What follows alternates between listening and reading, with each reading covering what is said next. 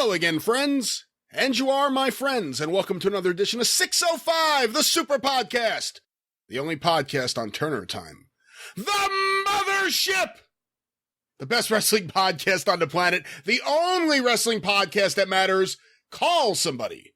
I'm your host, the great Brian Last. It's me! The hardest working man in wrestling podcasts. Baby. And I'm very happy to be welcoming once again to the co-host chair someone who's become quite popular with his recent appearances on the show, and that is my friend and yours, Howard Baum. Howard, welcome back to the program. How are ya? Okay, so you went with Bobby Bittman this time instead of Dwayne from What's Happening. I knew you were a big Bobby Bittman fan. I'm a man in search of a catchphrase.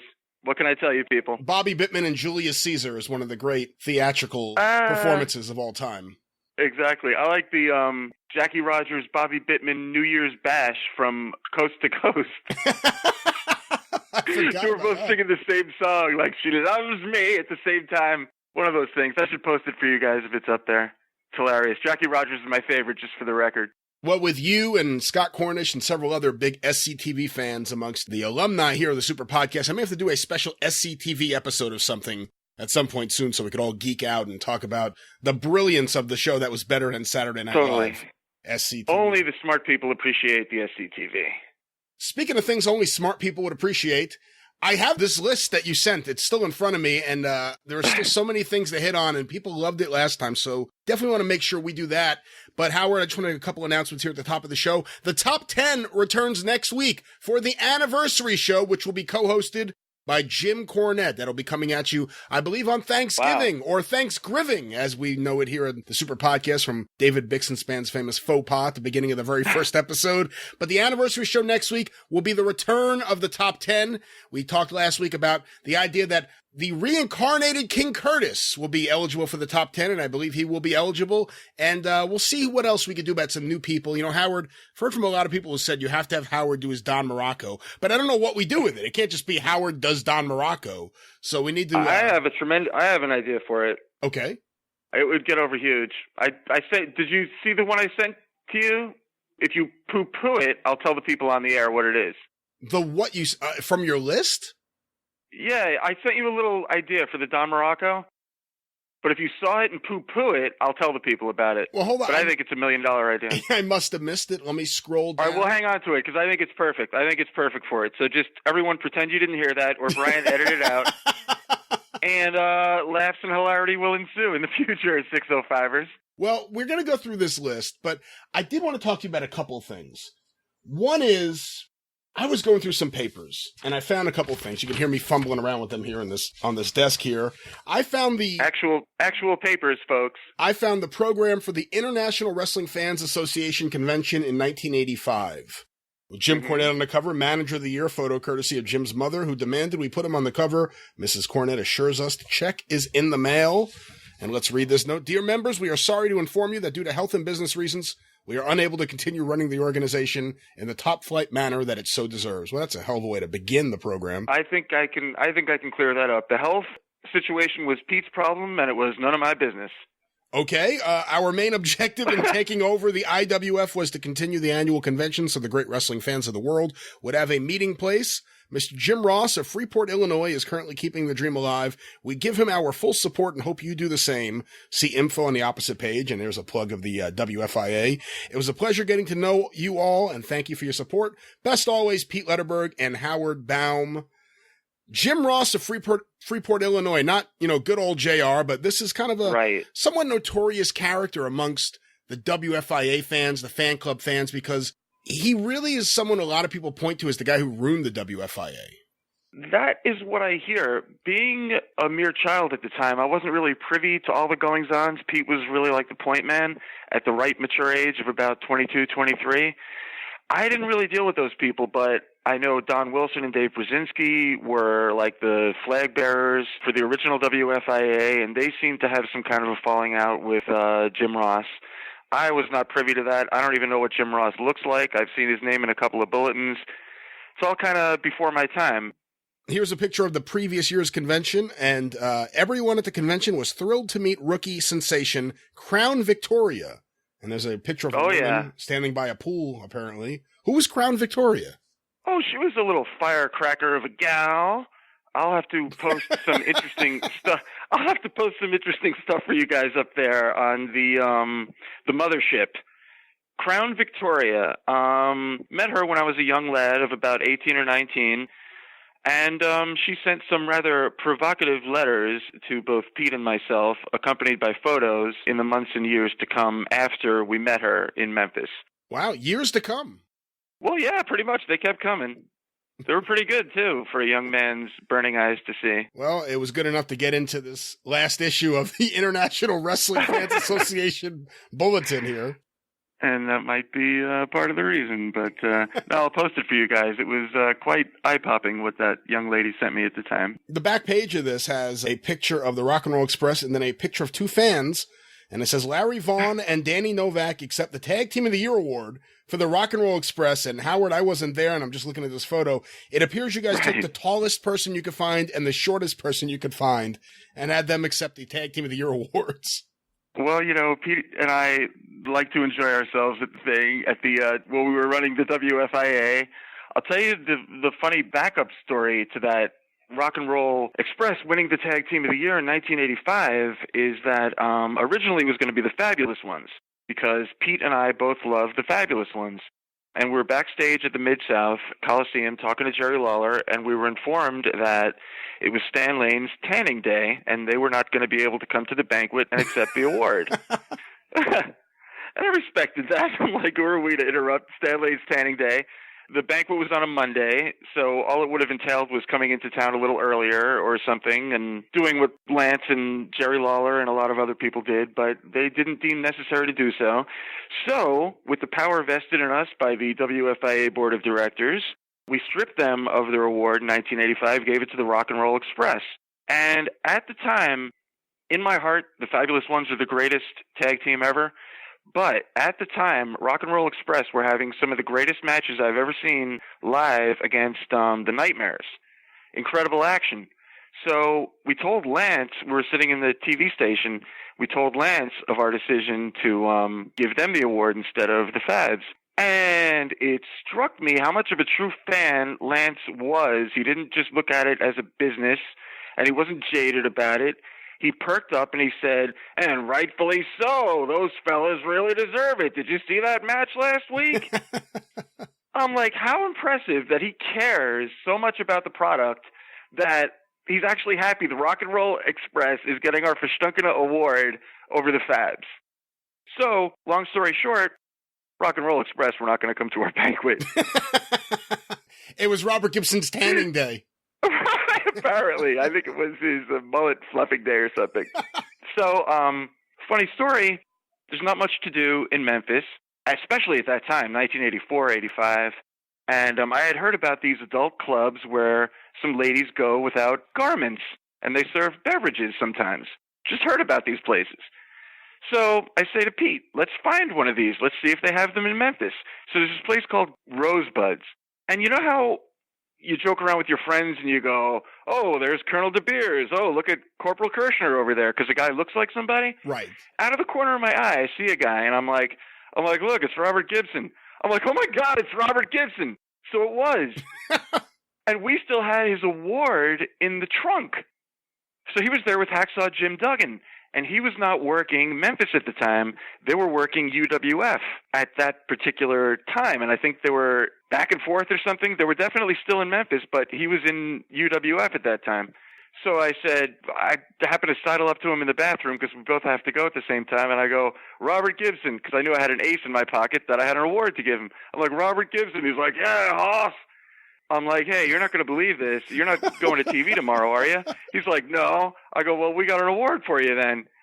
So we presented him with an award in the middle of Rosebud's strip joint in Memphis. I like how you said, I knew I had an ace in the hole. While you're in the bathroom next to him, your ace in the hole was I could present him with an award for Tag Team of the Year in the middle of the strip club. Exactly. If that's not an honor to a wrestler, I don't know what would be. And he was very receptive to it? Yeah. He was like, okay. I think he left it there and forgot it. No, I don't think he was overly impressed, but he was all right. It's still on the wall at Rosebuds. Maybe. Jim Duggan did. So we figured, with all that being said, we figured let's just take two guys who, represent. If you squint, you could really kind of fool yourself into thinking it's the actual Rock and Roll Express. Much like when Pete and I appeared on Memphis TV, everybody thought it was the return of Stan and Steve, the Fabulous Ones, but Lance had to break that illusion. Well, another thing I want to ask you about is something I have in front of me. I recently found a bunch of stuff Pete gave me maybe 20 years ago. And I know you, let me open this up. I know you still have all this amazing photography. Hardwayart.com, of course, is your website, and more is going to be coming about that in the weeks and months ahead. But you've been selling photos, dealing photos, way back. I mean, that was one of your early goals, was to have a table at the show in Miami, correct? Right. Growing up, when I used to go to the matches, and I don't know if I told this story before, but growing up, Miami Beach Convention Center, you go in between these two big bleachers, and then you'd see the arena part, just like in a movie, like perfect. I'll tell you, just as a sidebar, the Florida territory was so perfect, and Memphis too, that if I grew up anywhere else, well, I understand that the Mid-Atlantic was really cool too. I didn't experience that. Unnecessary sidebar. I'm on a lot of medications today, folks. I've been a little ill, okay, and I'm on a toxic mix. And today we're going to answer the musical question: what happens when you mix Red Bull, Mucinex, and Jack Daniels? So please bear with me today. I might be a little loopy, but then again, it's the podcast equivalent of a roofie situation, because I don't know what the hell I'm going to say today. So you never know what you're going to learn today. So I apologize to anybody and everybody. In any event, what was the question again? Well, let me go back to this. I was just bringing up your background, that you were a photographer, and that was one of your early goals. And on that topic, do you remember a person who bought photos from you named James Bross Jr. from Norwood, Ohio? I do. I have a photographic memory for anybody in my Rolodex, absolutely. And you're in there too, Well, I appreciate that, and I'm glad to be. And hopefully I'm not in the same section as Mr. Bross, because he has got a problem with you. I have found multiple letters from 1982, and a couple of these are almost impossible to read because they're in his script, and his script is really, really bad. But it's him trying to get all the photographers to sign a petition about a code of conduct. And the final letter, the fourth letter, he types out, and it's all in caps, and I'll read you some of this. To the photo dealers, there seems to be conflict as to how my petition was worded. I believe I made myself clear as to the infractions upon me in the follow-up letter. All the infractions were listed by each dealer's name, so I feel it should be all clear to all of you. Now I'm going to make a few more comments. First off, I'm amazed at all the hostility one little petition could cause. I happen to be an American citizen, and being such, I feel I have every right to do as I please.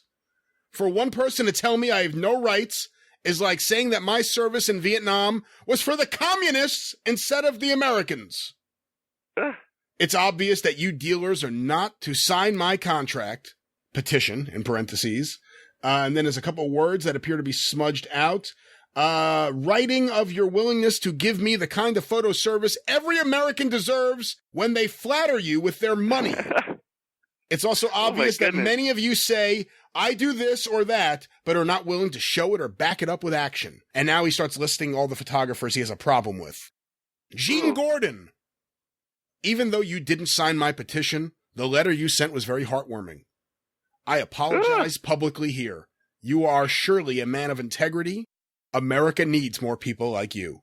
Gordon's Grappling Gems, a legend. Mike O'Hara. After waiting 2 months for a good photo of the mummy, I received it today. I was pleased with the photo. As many of the photos I received, it came back with bends in it, however, because Michael didn't put photos do not bend on the envelope. I have a letter I received before the petition, which states that I am thoughtless, pompous, asinine, and offensive. Real great letter sent to a guy who sent the man money to survive, wasn't it? It's an affront to the Wrestling Photographers Union. I can state that categorically. Terrence Machalik? Do you know who this is?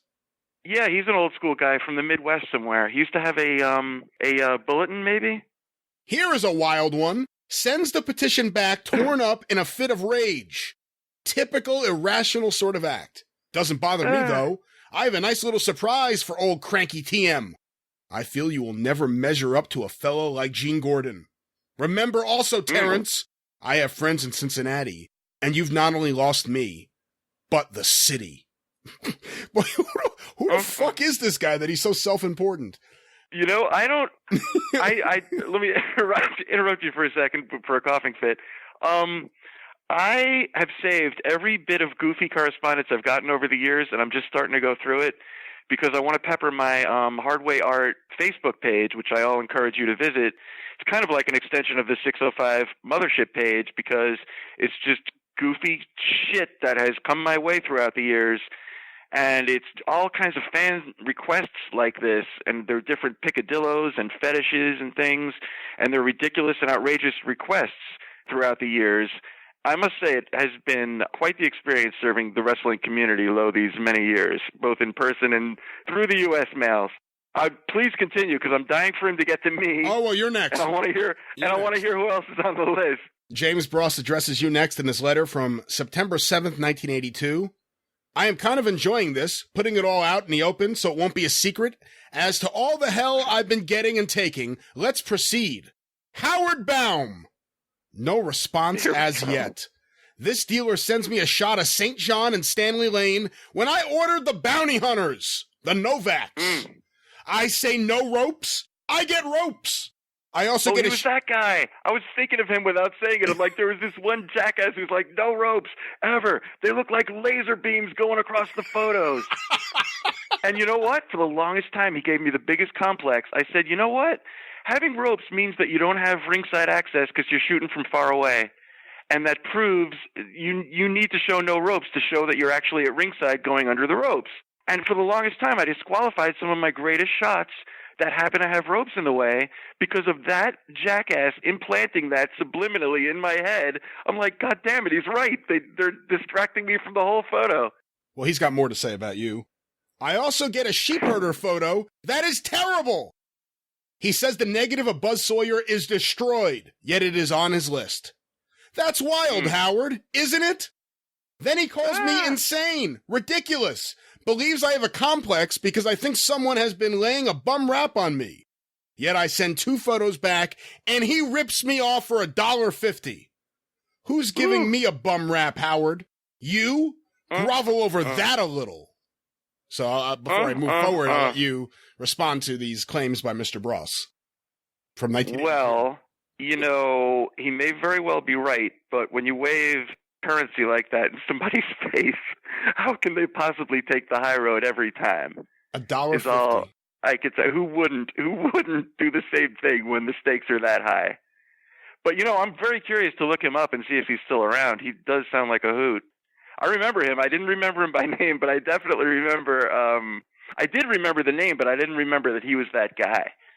But yeah, he made an impression. I too would be pissed off if I order a picture of Stan Lane and Brian St. John and I got a picture of the Bounty Hunters. Or vice versa. I mean, I think it's an upgrade to get a St. John and Lane over a Bounty Hunters. It was a much better photo if memory serves. Do you know someone named Laura Zafka? That rings a bell. A woman, but certainly not a lady. She says she believes no one will sign the petition. I never attacked your photography, Laura, yet you attack me, and I don't know why. If you are not guilty of long waiting and substitutions, then why are 4 other customers telling me you are? They say you are making wild accusations and making others out a liar. She tries to compare me to the Iranians. I'm my own man. Don't do that to him. He's all about America. I'm my own man, my own politics, my own religion. But for what it's worth, I'm an American. If I did buy my own camera, I certainly would not charge $1.25 for less than high-quality photos. She wants me to accept her human faults. Laura, I accept your human fault of greed. So does the economy. Everybody yells about the state of the economy. Whose fault is the economy? Not mine! John Lawson? You know John Lawson? I know the name. Wants his name removed also. I don't blame him. You all sound like I'm punishing you or something. Well, the photos I received weren't great, but the stud photo was bent. I certainly can't figure out how all the photos are bent. Maybe we should send a petition to the post office. Dominic Marcello. That was a good customer of mine. I didn't know if he was a photographer, but yeah. I'll take care of you in my own little way, and then maybe you will agree to sign my petition. Don't be mad at me. I'm just helping you to survive. Oh, that sounds like some flashback material right there. Yeah. Bruce Viner? Yeah, he was a good photographer in the Midwest, Illinois area maybe, in the 70s, 80s. No response, no comment, no objections, no petition, no money. Finally, Mr. Cunliffe. Or is it Cunliffe? I'm not sure. Do you know who this Roy is? Cunliffe. I think he had a brother. They shot in your territory of Pennsylvania, and they used to take, if you ever see really good backstage shots from the early 80s Allentown tapings, that's them. Oh, okay. I know the photos you're talking about. Okay. And they had they had such good shots, like of Morocco and stuff. I used to trade with those guys. Finally, Mr. Cunliffe. Mr. Defamation. As you said, there's no time limit, yet Mr. Viner gets his photos here in 2 weeks or less. Why can't you or O'Hara? This is worded a little poor. I guess he's saying he got photos from someone else in 2 weeks or less, but him and Mike O'Hara ripped them off. I've certainly been courteous waiting for 50 days for 2 photos and a want list.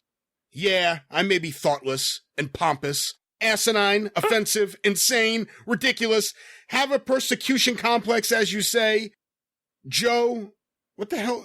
Is this another is there someone named Joe Discourteous, or is that what he's calling himself here? I guess he's still calling himself names. Joe Discourteous, fanatical, callous, arrogant, rude. However, Joe, I've never been a crook or a criminal. Boy, when you add up all those words, that's 12 defamations of character to your 1. I'd really like to know who should be suing, you or me. If you intend not to apologize to me, don't expect me to fly to Pennsylvania on a welfare check. What? Oh, my goodness. I don't even have a job. Wait a minute. Why are you sending money for all these wrestling photos? First of all, Mr. Defamation is a great gimmick. Somebody ought to pick that up. Mr. Defamation. And second of all, I hope he's saving all these accolades for his OkCupid profile, because he's painting quite a picture of himself. I might not be the guy that bathes or can look another person in the eye or leave the house, but... I may be thoughtless, asinine, and offensive, but I also don't have a job. Right, on the plus side. On the bright side, ladies, I have a micro penis. And to think you all expect me to help you survive. In my years on this planet, I have never been so insulted and humiliated in my life. All my life, I've caught hell from Americans. And that includes Vietnam, no less. Well, listen to this. Really... Yeah, all my life, I've caught hell from Americans. I've struggled and have met with hardships in every walk. But I never thought I would lose respect for other Americans. You all sign contracts in every business venture you undertake. We turn the page. So basically, if I can interrupt you, the Wrestling Photographers Association of America have gotten together and done what the VC could not do, and that was break. What was his name? James Bross Jr., Norwood, Ohio. Right, okay. I may as well know the name of the guy whose life I destroyed. The photographers have done what the VC could not do. We have broke James Bross Jr. You know, as soon as you get a letter from him, you realize he's very patriotic. That's why it's even funnier that the one person, I think it was the girl, accused him of being an Iranian. And that must have driven him nuts. That must have made him lose his mind. Well, you know, the bright side is I think he got a job designing shirts for Walmart, so it all worked out. Every time you see an eagle or an American flag, he is there. It's him. Let me finish this. It is both necessary and expedient, if we are to have a better America, that we must start with ourselves. Lashing out at me is not going to solve anything, and tearing up my petition is kind of childish. You know, this little hobby of collecting wrestling photos is supposed to be enjoyable. You all take the fun out of it. I really enjoyed collecting photos for a while. Getting good service is, in my opinion, a reason for making the dealer sign a petition or a contract. All through this, I've been very patient, putting up with a lot of hell. All through this, I've welcomed letters and opinions. What started out as a good thing has turned into a disaster. How long do you all expect me to wait for photos? How many bent photos was I supposed to put up with? How long was I to keep getting slapped in the face until the pain was too much to bear? How many customers are feeling the same way I do now, but are not man or woman enough to take a stand? I guess that is enough said for one day. I'll welcome any comments from anybody. I'm thankful that Mr. Gordon does see a little good in me. You know, Gene, it says in the Bible, pride cometh before the fall. I guess I've heard a few prides. Haven't I, sir? When the rest of those kids in the business grow up, maybe they will understand the wisdom of the Bible. I hope you finally agree with me that I was in the right to do what I've done. The time is just too short to worry about photos. Apparently, right? After spending my entire life obsessing on it. I don't have time for this nonsense. After I'm done writing this 2-hour-long letter, I am done for tonight. The time is just too short to worry about photos when my own survival is now my only concern. I suppose there will be no more letters or money coming your way unless you sign a contract. None. And it is signed, regards, James Bross Jr., with his address. Oh, my God. Norwood, Ohio. I totally do remember that. I really think I might have that, unless I gave it to Pete and that's my copy or something, but totally. This is number 4 of 4 letters. It's the only one typewritten, so it was the easiest to read. But it's yeah, he was an ongoing concern within the wrestling community, no question about it. Yeah, no doubt. Well, I'm going to ask you about another letter I have here that I got from Pete years ago, but before we do, I want to ask you about something on your list here. Steve Keirn insults a fan. Cool. We're doing this for my buddy Jason Rudy. I told him this story out there at the last CAC, and he's like, you got to tell that story on the air. It's not a huge Let me say hello to Jason. He's an old friend of the show. Yeah, Mr. Buzz Sawyer himself. I'm going to see you out there in May. Me, you, and Vandal, baby. The good stuff. Don't forget it. And don't be doing that straight edge stuff by the time I get there either. So anyway, so the Steve Keirn story is that Steve Keirn was always one of my favorites, and all us Florida guys, Pete Letterberg, Barry Rose, will tell you that he is so underrated because he never really comes into the conversation of being a great wrestler. And Bob Roop is another guy. So many guys in Florida did stuff that nobody else will ever see, and we know how good Morocco, Roop, Slater, and everyone else saw them later in their career and everything. And I'm building some backstory into this because the Steve Keirn story is literally 2 sentences long. So I'm just putting over Steve Keirn because he was always a personal favorite of mine. Definitely one of the best workers of all time. Best flying forearm in the business. Just tremendous. So outside the ring, he is a ball breaker and one of the guys that I always get nervous around. No matter how many times I meet him, it's just certain guys, you know that they're going to start making fun of you at the drop of a hat or something, so you're just on pins and needles. And this even happened when he was dressed up as Doink, because I made a rare appearance at an indie show in 2005, and Steve Keirn was working double duty. He was Doink, and then he was teaming with Stan Lane as the Fabs, and the only reason I went to the show is to get my photo op with the Fabs, even though we were all at an advanced age now. That was one of their first appearances in years, and I believe their last appearance together. It was in Fort Lauderdale at like a racquetball court or something. So I went just to get my photo op and see some of the people there that I knew. And so meanwhile, it was early in the night, and I went up to Keirn. I was talking to him, and he was dressed up as Doink, and he's shorter than me, and I'm looking at him through his makeup, and I'm still nervous because I know it's Steve Keirn. So here I am, you know, feeling self-conscious in front of the guy dressed like Doink working a show at a racquetball court, and still I'm nervous. But later that night, he came out of the dressing room, and we were going to, like, I don't know what business we had to conduct, but he's like, hang on, Howard, wait a minute. And he, like, comes out, or maybe it was the photo we wanted to take or something. So he comes out, he's like, hey, Howard, don't go anywhere. I'm like, oh, my God, Steve Keirn knows my name.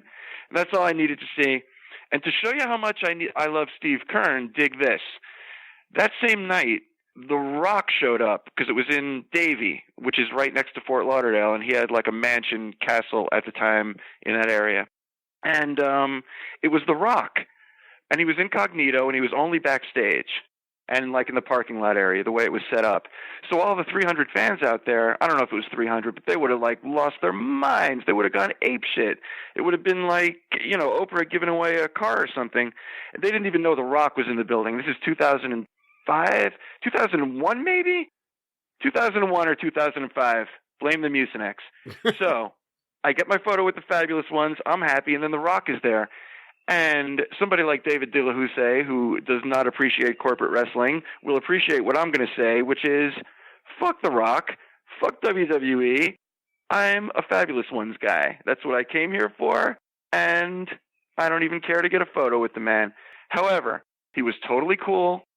I spied him talking to other people and everything. All the old wrestlers knew him, and totally cool guy. I can't say enough good things about him.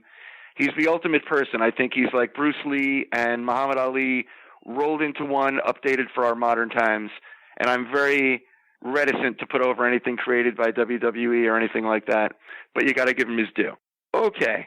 All that being said, the Steve Keirn story for Jason Rudy of Sacramento, California. Okay. I'm backstage. I'm like 13 years old, so it's about 1979, and Steve Keirn is under the bleachers. Hold on. What the hell just happened? Did you just jump from either 2001 and 2005 back to the 70s? Right. That whole thing was a sidebar because the Steve Keirn story is really brief. So I wanted to tell the story of when I met the Fabs and The Rock so I could circle back, as the business people say, to the actual story, which is the Steve Keirn story, because Steve Keirn's story is brief. So I figured I'd pad it with some Steve Keirn stuff. So for my buddy Jason Rudy, this is the Steve Keirn story. Steve Keirn was hanging out under the bleachers, 1979, with a couple of young ladies. And I'm like, he's a good guy, and I don't know anything about the business, and I'm just hanging out back there taking photos and looking for autographs and stuff. And I see this large, shadowy figure walk by, really fat guy. And he's walking by, and the only people in the whole back area are me, Steve Keirn, and these two alleged Riazats. And I'm not thinking anything in my head at all at the moment. And I hear Steve Keirn go, "Hey, fat boy, you having trouble getting around?" And he's a baby face. I thought to myself, that's pretty odd. And that's it. That's my nice guy Steve Keirn story. Randomly insulting a paying customer for no reason. Well, I may have you beat here this week. You brought up Steve Keirn, you brought up 1979. I have a letter here from October 12th, 1979. It's made out to attention Brian Berkowitz. Brian Berkowitz was a photographer, correct? A phenomenal photographer. He was a little before my time, and he was amazing. Well, this letter reached his desk, again dated October 12th, 1979. Attention Brian Berkowitz. You and Steve Keirn are to lay off my girl, Malka Rabinowitz, now. Malka depends on me for her living expenses. The cushy airline job doesn't pay her enough to buy a decent coat. I found your names in her address book. I have persuaded her to confess. She told me how you are helping her to get a meeting with that no-good peroxide blonde fairy, Steve Keirn. Ooh. If he pays her rent, he can meet her anytime. But since I have a lease on her favors, he either jump himself or go molest a blind kid, which is probably what he does. Malka is only looking for a cheap thrill. She don't care about either of you two homos. Let's face it, nobody really cares about wrestlers. Hell, they're cheap thrills. He likes using the term cheap thrills. A $3 ticket can get any drunk or hooker in to see them strut half naked. Well, it's kind of self-evident. Even the blood is fake. You can't fault him there. Well, that's, Even the blood is fake to scare old ladies and dumb kids. Wrestlers think they're so super. Well, they're not. They're just a bunch of chumps who get beaten to entertain lower-class criminals.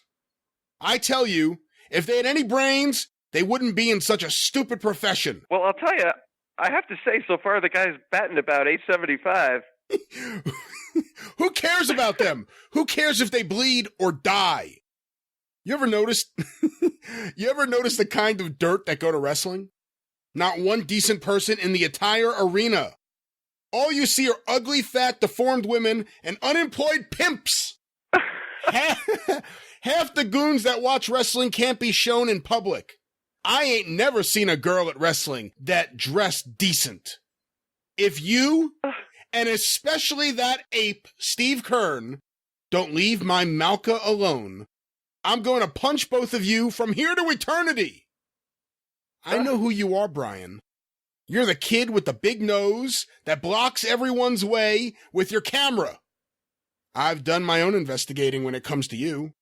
I'm not a person with no connections.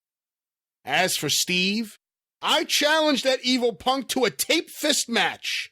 Tape, not taped. A tape fist match. I'll even pay the chumpy chicken to face me. He may be great in fixed matches, but let the real man, me, emerge in a real match. You two better not think these are idle threats from a stupid fan, because I am not a fan of wrestling. I'm a guy who is going to keep his girl no matter what. I doubt Malka can even write you again. If she does, you are to tear up her letters. If she approaches you, slap her! That's good advice for any situation if you really think about it. If you stop and take a moment. I think Malka will have the good sense to know a man from a bug. She knows that worm Keirn can never afford her. He doesn't make that much money. Besides, he can't handle a real woman. He probably has these little half-wit, N-word teeny boppers oh my goodness. running after him, and that harpooned whale. Hold on, I can't even read this. Oh my God. Let me go back.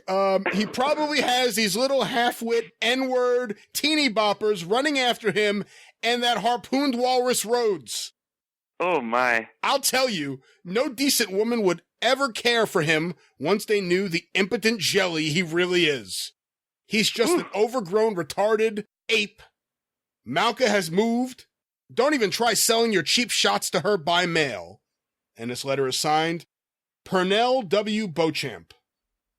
Wow, we need to look him up. Malka Rabinowitz. That's the most Jewish name I've ever heard in my life. It doesn't. You can't help but picture Barbra Streisand when you hear something like that. Steve, I got a letter in the mail. You better stay away from Malka. Malka, which one is that? Malka Rabinowitz. That's the most Jewish name for a ring rat I've ever heard in my life. Oh my goodness. Yeah. That's the ecosystem of wrestling. You wanted to learn about all the different layers. That's one of them. That's what we should add to the top 10. Mr. Disgruntled Letter Writer. And we can have a different letter every week. Oh, totally. Yeah. Oh, I could help you there. I may need some help. If anyone else has any, I may need some help. I can read some from Jim Cornette's scrapbook. But yeah, Malka's boyfriend, Pernell Beauchamp. Not very happy with Steve Keirn or photography. See, we need to do our diligence and start looking these people up now, because now I'm extra curious for James Bross and Mr. Beauchamp. I looked up Malka Rabinowitz and Pernell Beauchamp. Is she still around? I have not found anything about either one of them. So it's too bad. Well, that's our Steve Keirn portion of the show this week. Tremendous. Tremendous. Howard, looking back at your list here, you brought up a strip club earlier. What's the story of you closing down the infamous Mons Venus in Tampa with Dr. Leno during Super Brawl 91? Right. Somehow I knew that would entice you. In 1991, when Super Brawl was in Tampa, the wrestling world converged, and it split promptly into two camps. One was, where's the fun stuff happening, led by myself, and two was, let's see how far we can all get ourselves up Dave Meltzer's ass. So basically there were two universes happening at that point in time. Not that it was a competition or anything between me and Dave. I'm not anything on his radar, but I'm just saying that I knew Tampa, Dave knew wrestling. If you wanted some fun, you were doing what I was doing. If you wanted some wrestling, you were doing what Dave was doing. So, like, the routine was in Tampa at the time, 1991, so I'm like 27-ish, and a buddy of mine, we'd look for excuses to go to Tampa, like whatever wrestling show or whatever, or if I'm getting paid to shoot a magazine, excellent. It's like a double bonus. You're going to Tampa and you're getting paid. So it was two of the world's greatest strip joints at the time. And I can't stress enough that this was before everything became mainstream and you could see more action on the street just by girls going to high school now than you can in a strip joint. But back then it was fun. It was underground. It was just like wrestling. It was dangerous. It was seedy, and it was great. So a friend of mine who will go unnamed Craig Cohen. We used to go to Tampa a lot. And we discovered Mons, and oh, what a good time we had there. So when Super Brawl 91 came to town, I put the word out, like, you know where I'm going. And the routine was, you go to Bennigan's, you get liquored up, then you go right over to Mons, because I think it was a bring your own bottle or a no alcohol club at the time. So everybody would get liquored up at Bennigan's, then go to Mons, and of course, maybe even later in the night, the famous Odyssey 2000, where you can blast off in the spaceship. So basically, you know, not much of a story, just a great time. And then 6 o'clock in the morning, I remember Dr. Mike Lano saying to me, "How is this legal?" Was he talking about what he was doing to patients, or was he talking about something in a strip club? Oh, that was good. Was he talking about putting his watermark on other people's photos? How is this legal? Oh, my. He put his watermark on something, but... Whoa, what are you suggesting here? I don't think Amber and Peaches will ever forget him. You know, faith and charity is more than just a couple of strippers from Tampa, let me tell you, as David Lee Roth would say. I would pay almost anything to watch Mike Lano make it rain in a strip club and just watch. Oh, my God. See, it didn't even rain back then because guys were not stupid. Why are you going to take a wad of money and anonymously donate it to these single mothers? I don't even know who it is, but I'm just going to sweep up all this money. No, you do it the old-fashioned way, like my Meemaw taught me. $1 at a time and graze the bush. End of scene. So the famous last words from Dr. Mike Lano. How is this legal? Not referring to himself for once. Also on your list here, I see just everything on here is ridiculous. Bugsy for president of my junior high school. Yeah. You know, I was looking for that flyer in my folder, and I can't believe I can't find it, but I actually got Bugsy McGraw elected as the president of Highland Oaks Junior High in 1980. I think that was the year of his big turn, 80 or 81. I think it was 80. And it was a calculated move because, A, I wanted to fuck up the school for anarchy purposes, and B, I knew it would get over with Bugsy. I was not a giant Bugsy fan, but he was the number 2 babyface behind Dusty at the time, and I knew if I did it for Dusty, he would also win, but he would also blow me off. But I had the opportunity to see Bugsy a lot, so I knew it would get over with him, and it did. So then, later in life, when I would bump into Bugsy every 10 years, he'd remember it. I go, "Hey, Bugsy, remember I was the kid that got you elected the president of my junior high?" He's like, "Yeah, Howard, oh my God, I still have that flyer." I think maybe that's where the flyer is. I think Bugsy has the only one. But how does that work? Hold on. I mean, I understand you wanted to introduce anarchy in your school and you didn't go to Johnny Rotten. You went to Bugsy McGraw. That's a questionable decision. But how could you even elect someone who is not only not a student, but is also a grown man on championship wrestling from Florida? How does he get elected president of your junior high school? Okay, well, this was one of many of a long line of me just doing what I wanted and getting kicked out for lack of fancy words. I was doing morning announcements as a budding broadcaster, so I had like a bully pulpit. And I found out that day that A, you can't go into business for yourself, and also you cannot start a petition in school. So those are the 2 loopholes they got me with, because after I made the morning announcements, like, when you see me today, people, in all of my classes, I'm going to be passing around a petition, and I want you to vote for Bugsy McGraw as president and for a better future and all this stuff. And that was it. That was my last morning announcement.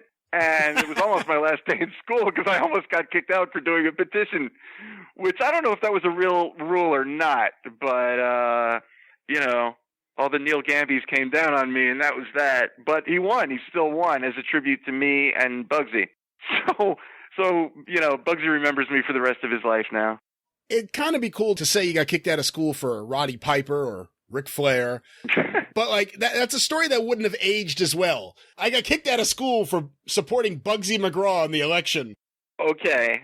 My fake ID when I was 16 was Roddy Piper from Bayside, New York. Really? He was not famous yet. It was 1982.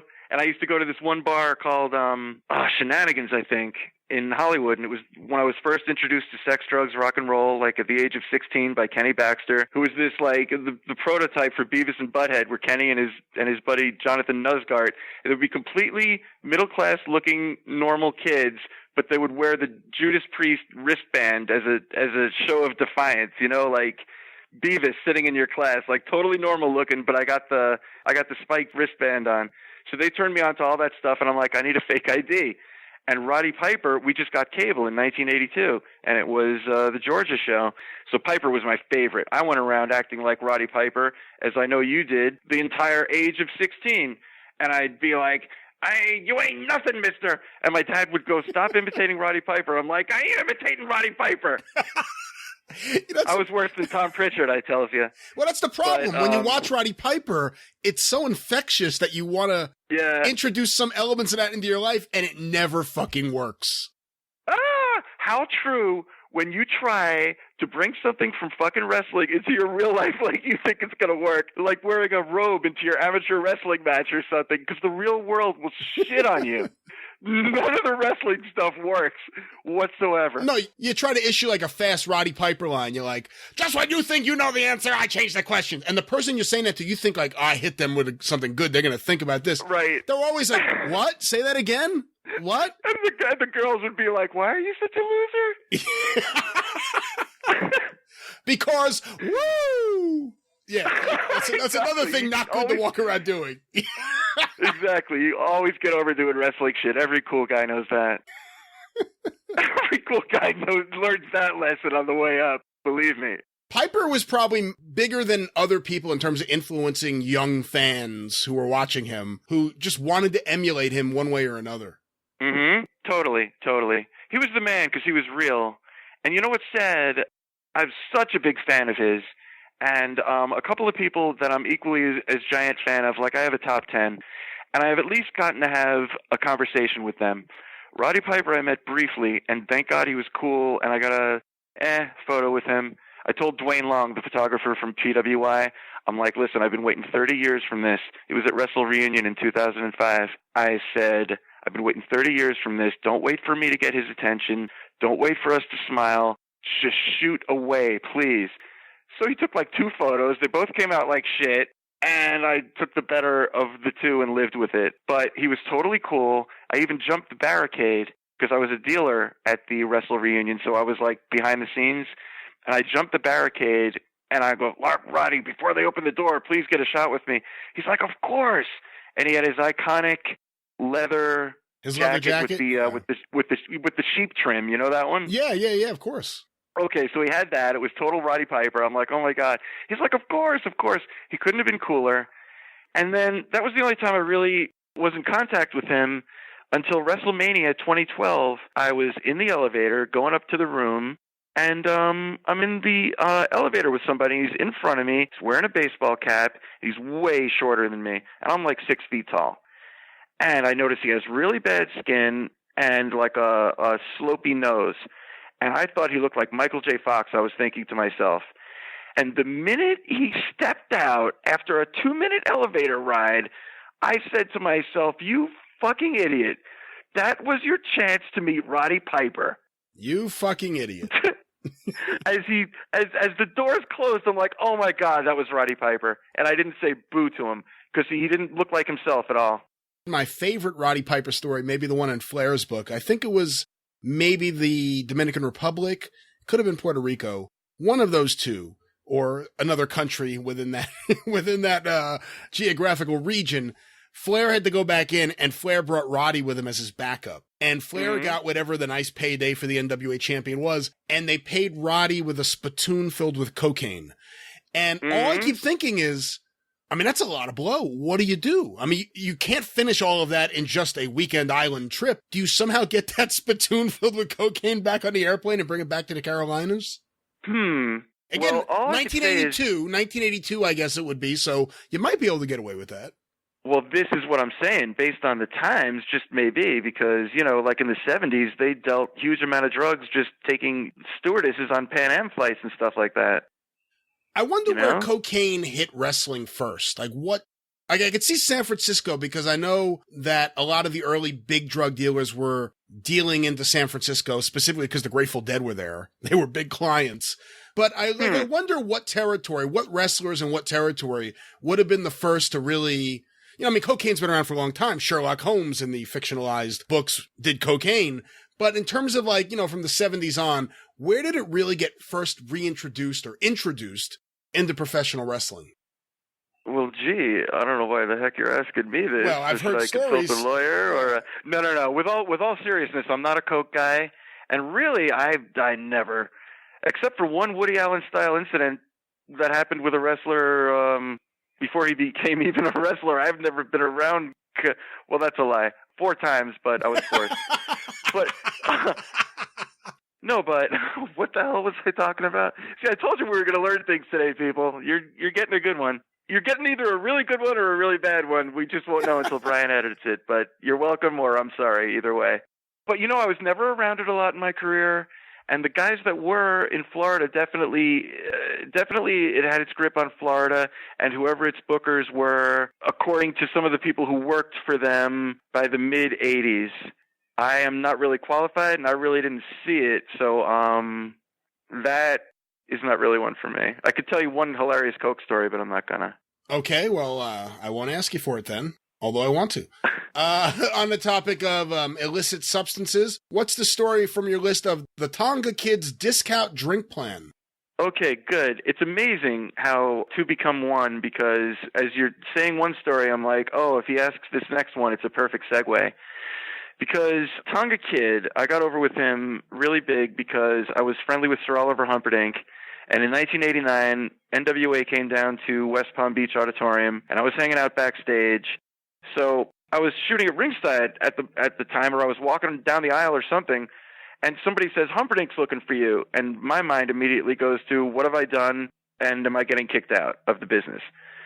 So I go back there, and he wants to get some photos with the Tonga Kid. So he introduces me, and I meet all the Samoans, and we take some great photos and everything.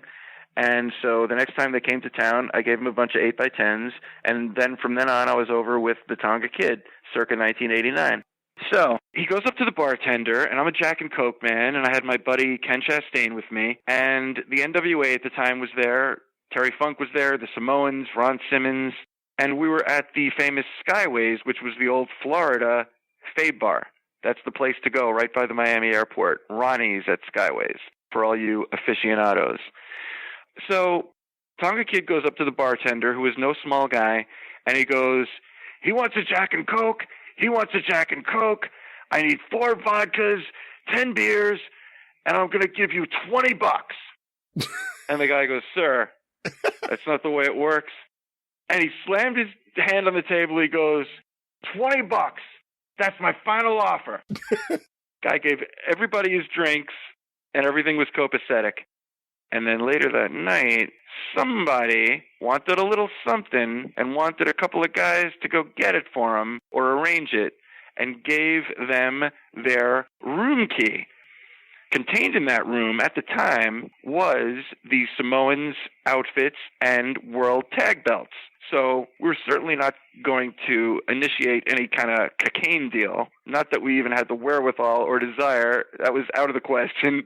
Because my friend looked at me like, should we try? I'm like, no, are you fucking crazy? So I'm like, you realize if I want to throw away my wrestling career, we could walk away with 2 amazing outfits and the world tag titles right now. But right then, Ron Simmons came to save the day, and he's like, what the fuck is going on here? Give me that room key. And he grabbed Tonga Kid and brought him up to his room. So that's it.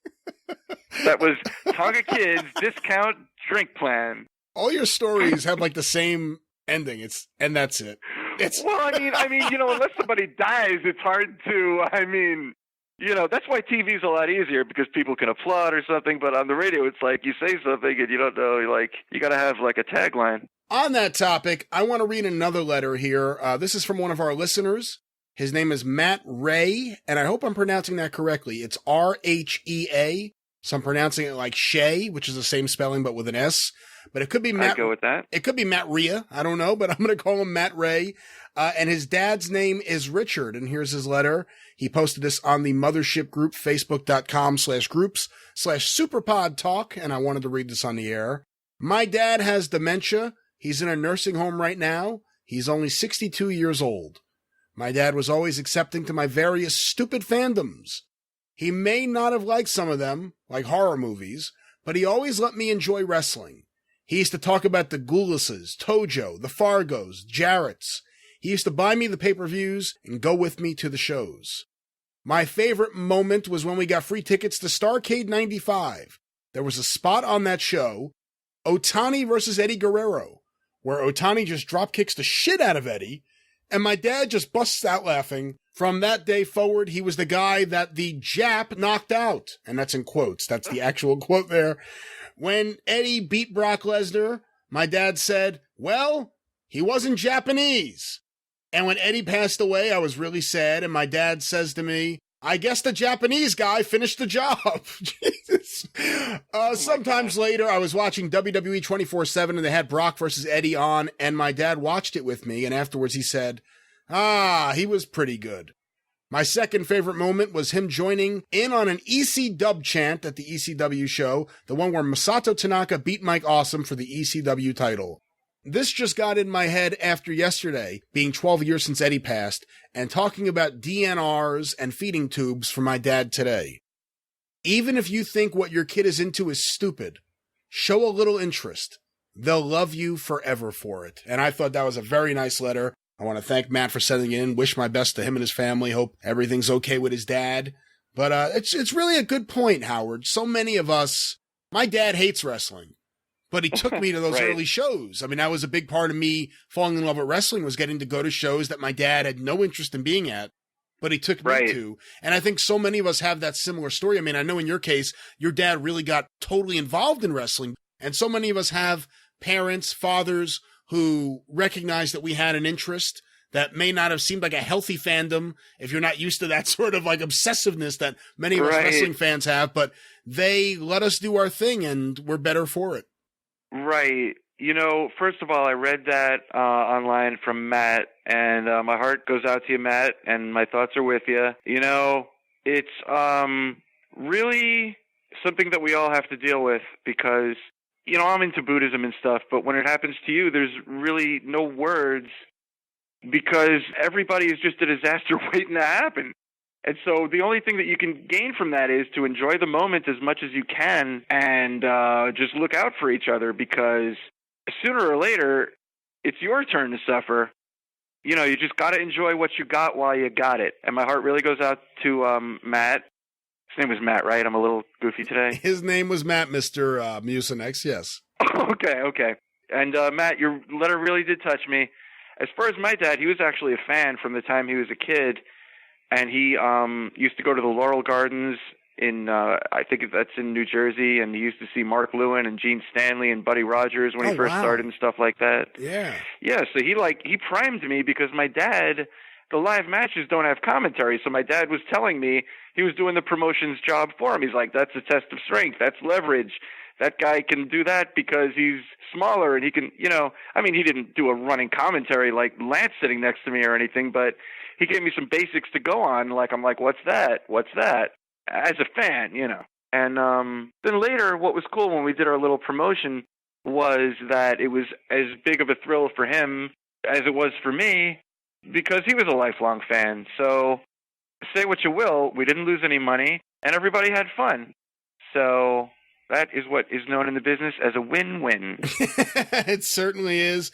Howard, a few other show notes here. I want to make mention that the 2017 edition of the limited edition denim stockings, handcrafted and embroidered by the Paper Bag Assassin. You may have recently seen a picture or a video of some of her handiwork in the factory she has built in our basement on Facebook.com/Superpodcast. The denim stockings are available. They're limited edition. We have a few more than we did last year, and we'll probably make a few extra.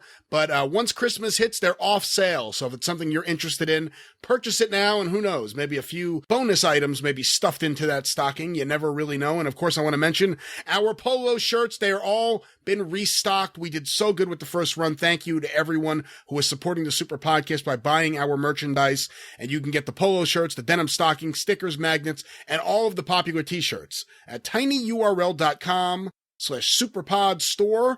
And I want to make mention of this now. I'll do it again later on. The holidays are coming up. If you will, please support the Super Podcast by using tinyurl.com/superpod, Amazon for all of your holiday purchases. It's a great way to support this show, which doesn't stuff ads every 2 minutes. We try to give you the best wrestling podcast each and every week. If you appreciate that, if you enjoy the show, consider using tinyurl.com/superpod, Amazon for all of your holiday purchases. A note about something I mentioned last week, and Howard, I'll say it to you too. If anyone out there has any copies of Weasel's World, the Norm Dooley newsletter from the early 80s, please get in touch with the show. I'm looking for them. Jim Cornette's looking for them. So we would love to hear from you. Howard, I know you were an early subscriber to The Observer in that first year of The Observer, but did you actually get Norm Dooley's newsletter too? I got Norm Dooley. I got him right here. No, Norman Dooley was a little ahead of my time, like so many of these situations are. He's a little ahead of my time. I've seen his newsletter, but I didn't subscribe to it. But looking through my files, I did come across a handwritten letter from Norman the Weasel Dooley. So I'll post it for you guys, and you'll see what the actual handwriting of the man and the myth looks like. Oh, very cool. But he was a hoot. I couldn't imagine what happened to him, you know? I mean, if Cornette doesn't know, I don't know how anybody would know. Well, let me ask you that then, because, he's a name everyone knows, but no one, from the last 30 years ever talked to him or met him for the most part. I mean, there are people who have. I know George Moranville, a listener of this show, used to trade tapes with Norm Dooley. I know you and Dave Meltzer and Pete Letterberg and people who met him at the Memphis convention for the WFIA, or maybe I'm not supposed to call it that. I don't want the fake Jim Ross to sue me, but the Wrestling Fans International, whatever you called it. So there are people that were around him. Kurt Brown met him at the 1980 WFIA convention. I guess that's the question, what kind of guy he was, because you hear Norm the Weasel Dooley and you see every now and then you see a picture. He seems like a rather slight guy. He's got glasses. Was he like Cornette? Was he someone who was quick? Was he funny? What was he like in person? Yeah. He kind of looked like cross between Johnny Winter and Roy Orbison in person. But, he was a good guy, and he was soft-spoken, but he was really funny, like a dry humor and witty. I wasn't around him a whole ton, but he was a witty guy. Walt Wolanski, Norman the Weasel Dooley, Pete Letterberg, and I used to drive around Memphis, during the WFIA times, going to Lawler's softball games and going to Steak and Shake and stuff. Not a lot to report, but he was a good guy. He was like, just smart fan humor. Any of us would have enjoyed hanging out with him, Once again, if anyone has any copies of Weasel's World, please get in touch with the Super Podcast. P.O. Box 1242, Morristown, New Jersey, 07962. On a similar topic, I am looking for old issues of Wrestling Forum, the John Gallagher newsletter that my very good friend Jeff Siegel was also a part of. If anyone has any copies of those, please get in touch with the show as well. We're trying to build up our database for research purposes, and those are two of the big things we're looking for, Wrestling Forum and Weasel's World. So get in touch with the show if you have those. And with that, Howard, we're going to move on to our first segment. I mentioned this last week. I mentioned that Marty Gold, an old friend of the show, sent in some clips of Dr. X, the alternate ego of Brother Midnight, doing some promos for his radio station.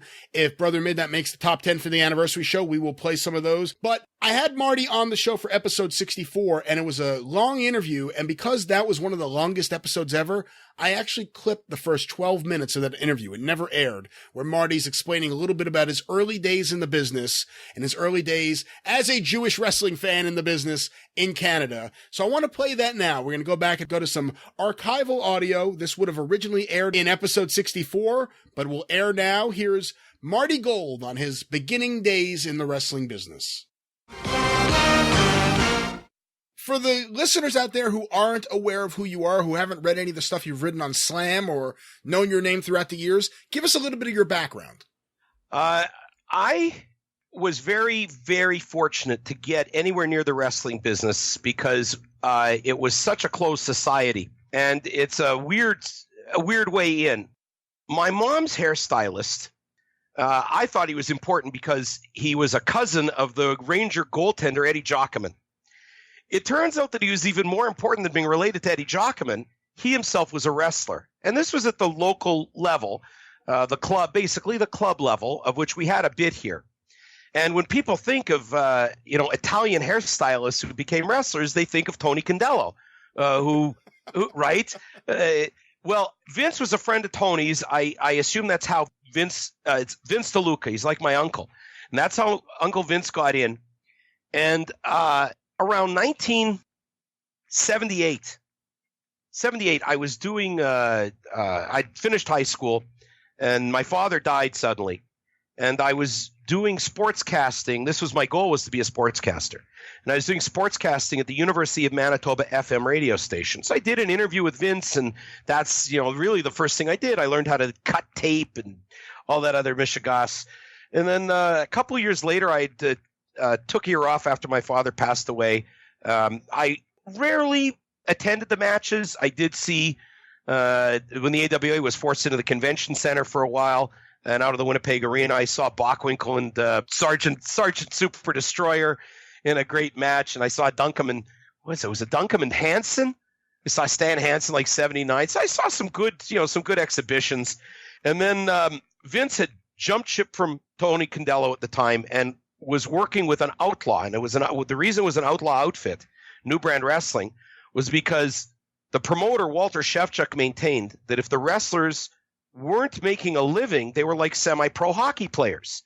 And at the time, you had hockey players like Carl Brewer, who had been reinstated in the 70s or late 60s to be able to play international hockey in the days of Simon Pure amateurism. So Walter's argument kind of stuck the commission, because a local guy making whatever it was at the time, $20, $25, they aren't professional. So he made this argument. The AWA is professional. My guys, they're just learning. It's part-time. So he pissed off the commission. Well, a guy like that is, after my own heart. So Walter had gotten a cable show here cable slot here in Winnipeg. And Vince said, Walter needs somebody to do play-by-play. So I went to the infamous Chalmers Community Club, which became a venue for 25 years for local wrestling, for club wrestling. And Walter wanted me to do his play-by-play. He saw that I knew, something, a wrist lock from a padlock when it came to wrestling, but he wanted to shoot an angle. He wanted to move immediately towards a match between the hated heel, him as the Canadian superstar. So he was a derivative of the mass superstar, and me as the announcer. Now this, of course, is preposterous, because I'm 19 or 20 years old. I'm barely 20 years old. I'm 155 pounds, and Walter's 6'3" and about 260, and is to this day one of the most highly skilled hockey coaches. It's like skating instructors in Canada. Olympic hockey players have gone through his program. Women's Olympic hockey players. Sammy Jo Small was a Canadian goaltender, and he was a hell of an athlete in his day. He used to be able to be capable of scrimmaging with the Winnipeg Jets in the Hedberg Nilsson Hull days. He couldn't keep up with them, but at least he could scrimmage. So, really, the idea was to beat the living daylights out of me, so that when I wrote an article for the Winnipeg Tribune, I would respect the business. So I lined up this article with the Tribune, and I did 4 weeks of TV in the studio. And then the fifth week, the referee was injured. I had to referee a match. It was Walter against Scotty Lightfoot, who still wrestles to this day, and Caveman Broda. He's the first guy to train Chris Jericho. And of course, one thing leads to another. He decks me. I do a heated interview. My Baba and Zeta were completely disgusted that I was participating in such a circus. And I had my first match, and a number of guys that I grew up with going to Hebrew school came to the Chalmers, which was not in a Jewish neighborhood by any stretch, and went to the other side of the river. And Walter proceeded to beat the living shit out of me, culminating with slamming me on the floor so hard I pissed blood for 2 weeks. To this day, Walter Shevchuk is one of my best friends. I thought you were going to say, to this day, I piss blood. I'm glad it went that way. Okay. No, that's gone away. So that's how I broke in. And then in the course of the marriage, we moved away. And then Walter brought me back. We were looking to leave her where we were up in northern Manitoba, the middle of Yenhamsveld, in the middle of nowhere. And Walter wanted to bring me back to do his play-by-play. This is about a year and a half later. And there was, at least this time around, there'd be some money involved. So I could talk the woman I was married to. I could talk her into it at the time. And so I came back and did Walter's TV from about October of 82 till the end, till May of 84. And he was outlaw for most of it. Finally, at one point, he did work with the Manitoba Boxing and Wrestling Commission and take out a bond, because it was just easier than fighting at the time. And I don't remember who the commissioner was at the time, if it was Don Stone or Herb and Buldenaya. Herb was a boxing guy, but one of them said, look, we're getting heat from the minister's office, and we're not going to inspect your shows. Just play ball here and put up the bond money. So Walter, his TV had good penetration. we got on the CTV affiliate here, the network affiliate in Winnipeg, which the signal went to northern Manitoba. So now off that TV, Walter could run Thompson, Flin Flon, The Paw, these far-flung outposts.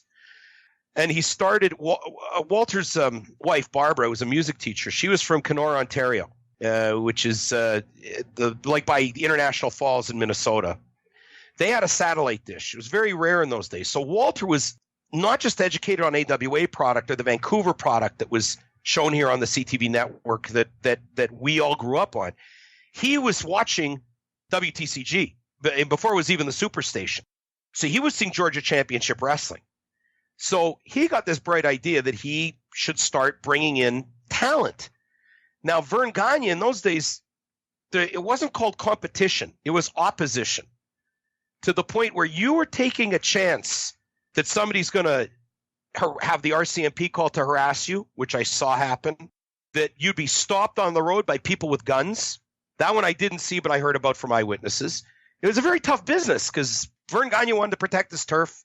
To a lesser extent, Tony Condello would have wanted to protect his turf. It was not for the meek of heart. A fine position for a Jewish boy to be in. So Walter immediately has cut a deal just before I came back in 82 with Lars Anderson. Now, Lars had been incredibly big off of the Georgia TV that nobody remembers how important he was, because it was his split with Ole. His split with Ole was part of the angle with Dusty Rhodes, right? The big betrayal in the cage. Lars had come back to Minnesota and started running World League Wrestling, the first World League Wrestling. And I think Lars had actually started doing that probably in Georgia and whatever, but ended up coming back home to the northern U.S. And he had a network of TV, and I have the list of that, Brian, because in Lars' own handwriting, from basically Duluth, Minnesota through Wyoming. So Lars is running a circuit. Now Walter can get guys booked in on Lars' circuit and bring in Lars and his boys up to Winnipeg. And Lars was a big flippin' name here. He was big from his rivalry with Cowboy Bill Watts in the late 60s, where Watts had a big feud with Harley Race. Race was getting ready to leave. They brought in Lars as a third partner to him and Hennig, and then Lars dropped Watts on his head and bloodied him up. And he came back in the mid-70s rather, for a big rivalry with Wahoo. So whether it was Lars Anderson or Larry Heinemi, everybody knew who he was. The first time Walter brought him into the Chalmers, there was 400 people there because they didn't believe that Lars Anderson was showing up. Now, unfortunately, Lars Anderson also booked some other guys, like, say, Timmy Not Tommy Rich, and the so-called original Junkyard Dog, Greg Winston, who bore absolutely no resemblance to, in work rate or otherwise, to the Junkyard Dog. Anton Rozak came in here. I'm trying to remember the name of some of the other guys. Rozak got some play around the Great Lakes area at different times. So, and some of the Winnipeg guys got to do shots in the States. One of whom was Kenny Omega's uncle, Larry Anson. And that's where the Golden Messiah thing came from with Larry, was because Lars thought he looked like Jesus with that beard and that long hair. So from there, the door opened for guys to get booked to Hawaii. So it looked overall like a going concern. You know, when the promoter gets booked to Hawaii to wrestle for Maivia before he passed away, you think you're in on something that's pretty excellent.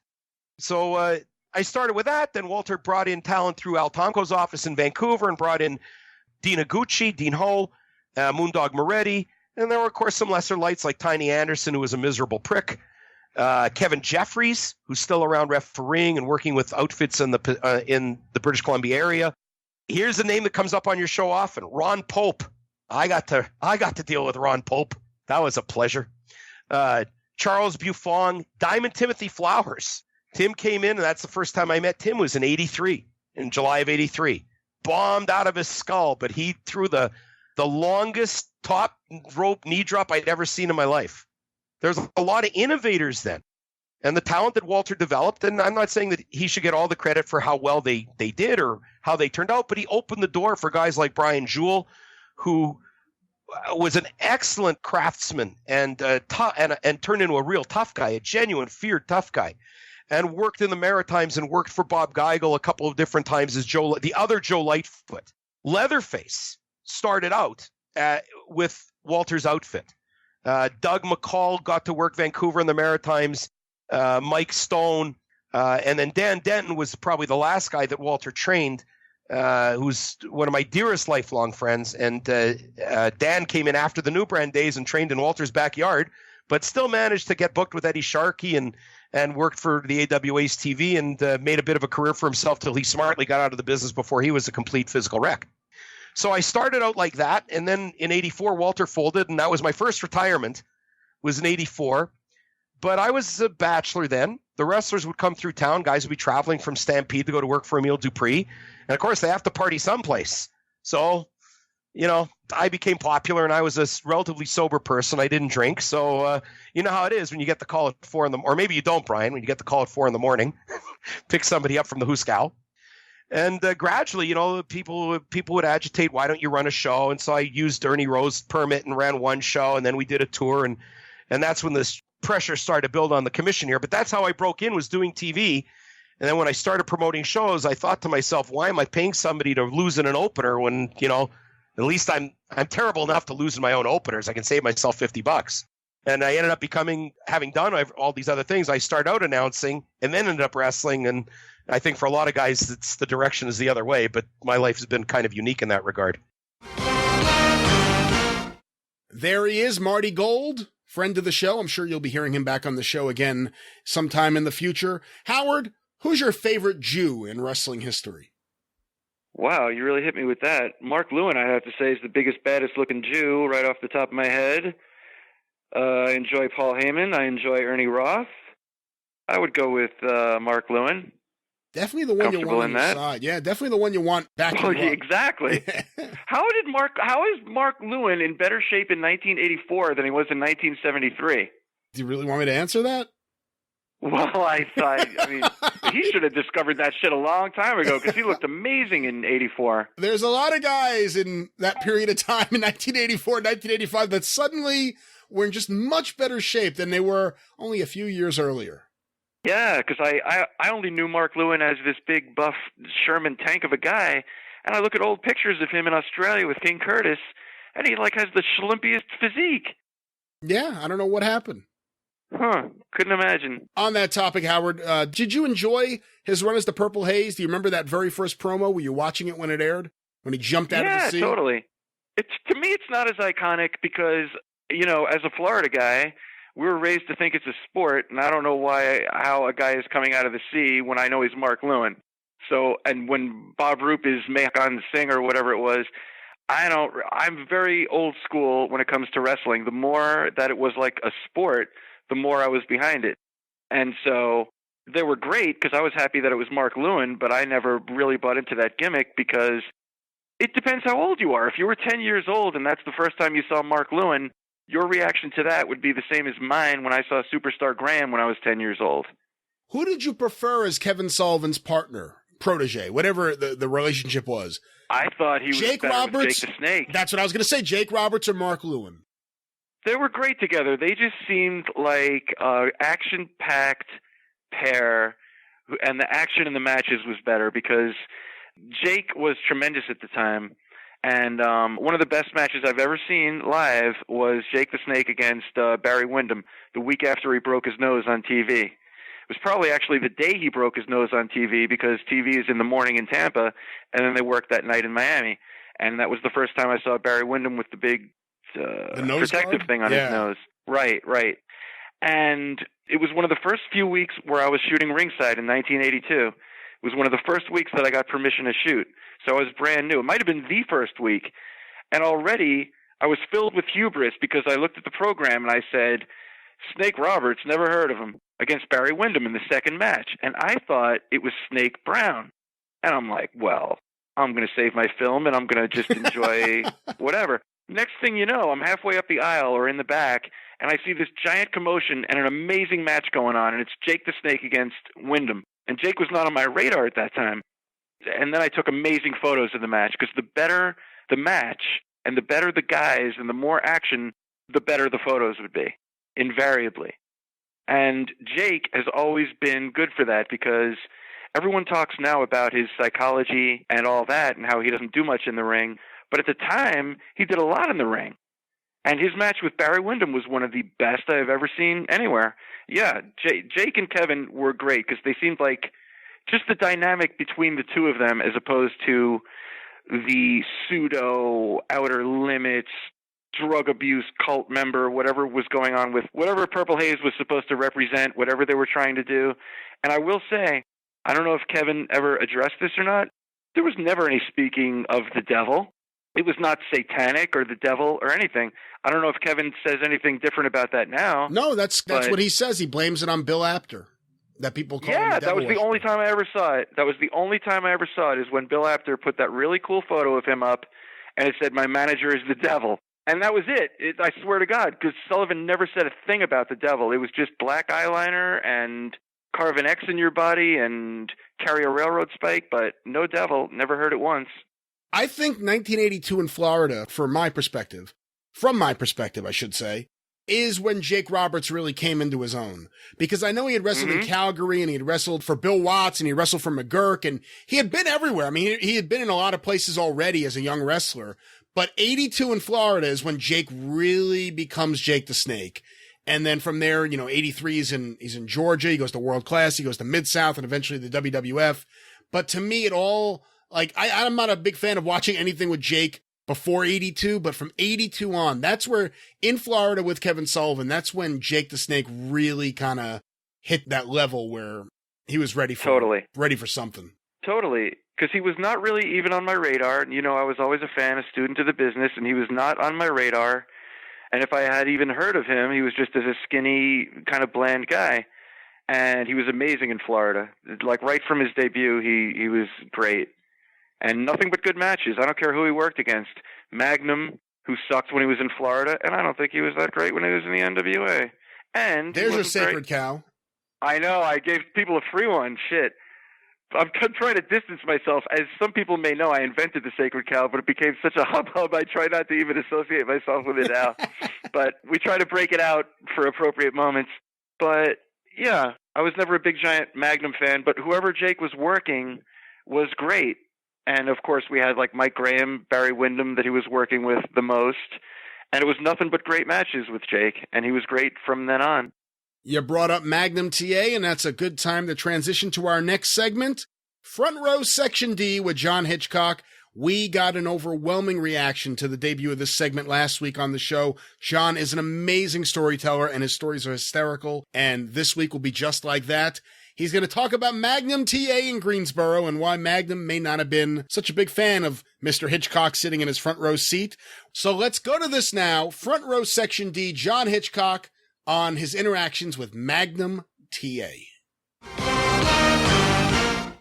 I'm happy to have back on the Superpodcast John Hitchcock, and we have another great story coming from him. And I want to mention that if you enjoyed John's segment last week on the show, and you've enjoyed hearing him on Breaking Kayfabe with Jeff Baldwin, consider buying his book, Front Row Section D. It's available at Amazon. Of course, use our Amazon link, tinyurl.com/superpod, Amazon to get it, Front Row Section D. But the man himself is on the line. John, welcome back to the show.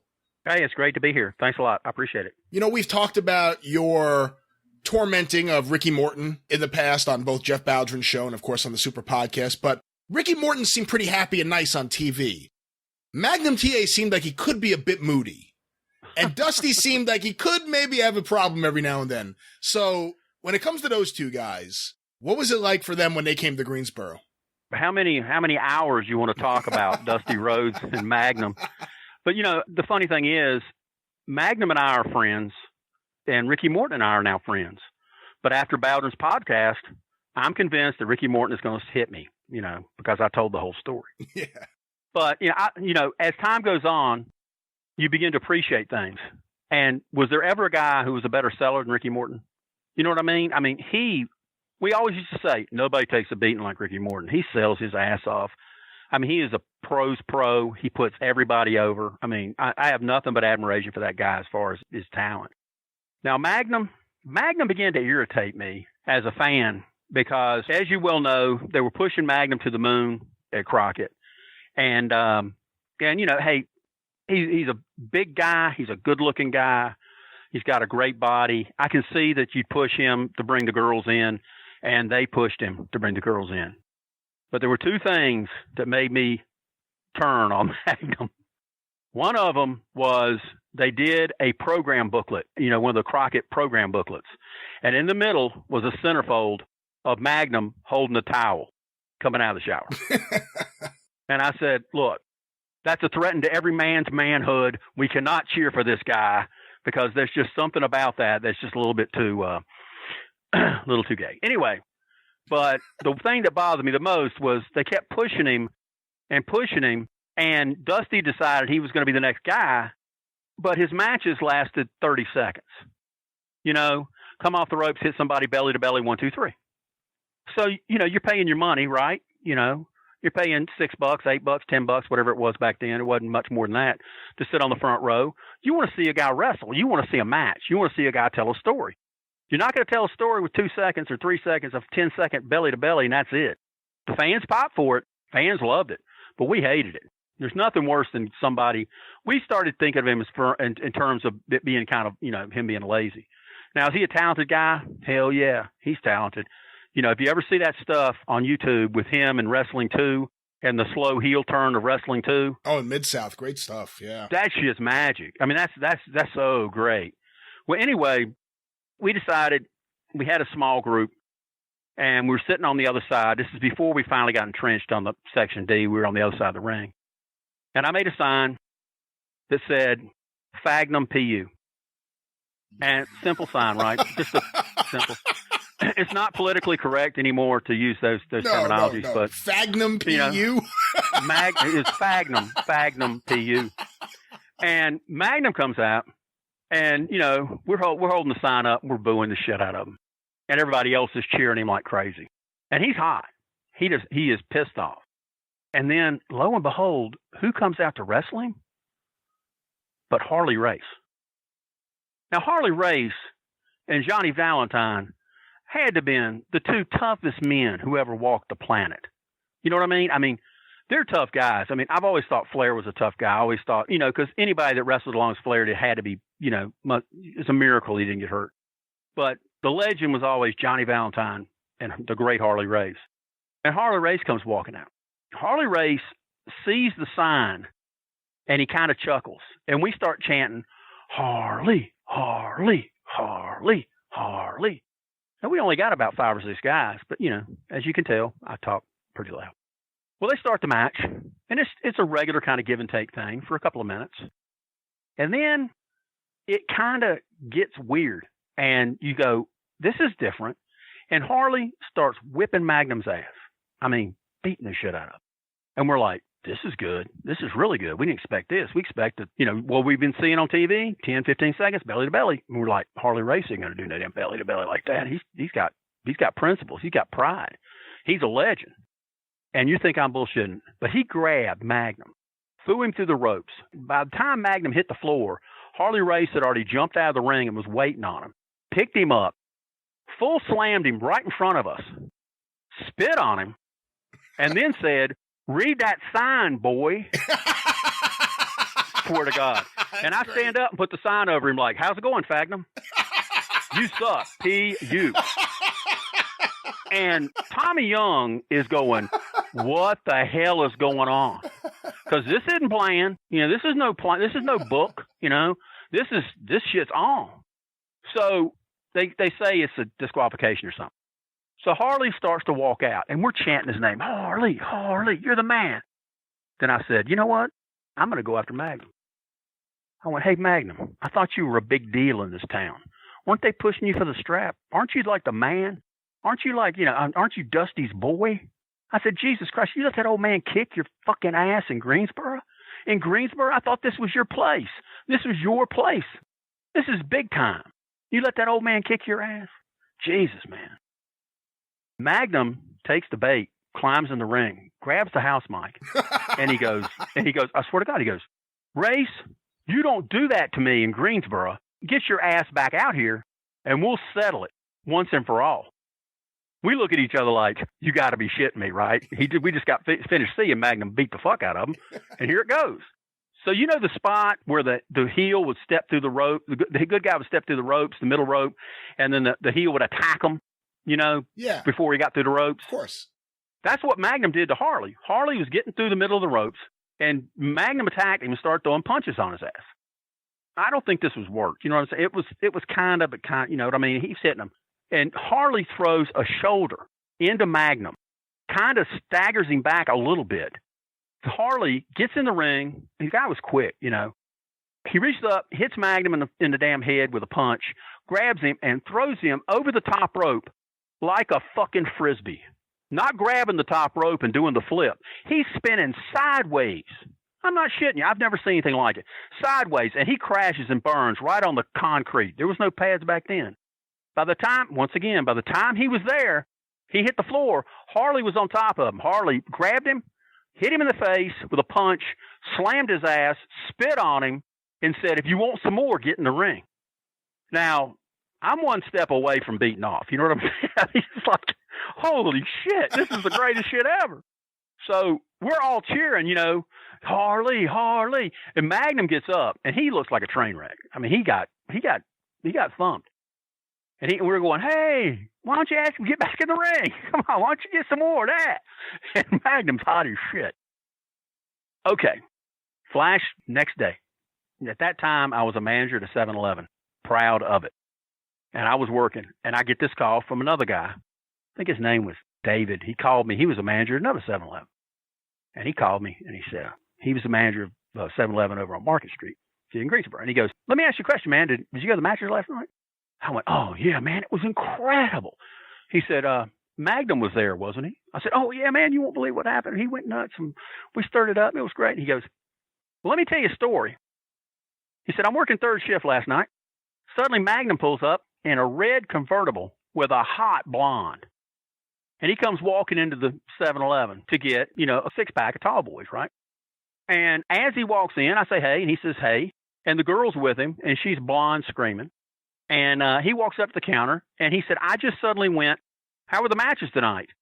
And Magnum goes, they're okay, whatever. And he goes, you know, I got a couple of friends that go, and they like to make signs on the front row and really, you know, stick it to you guys.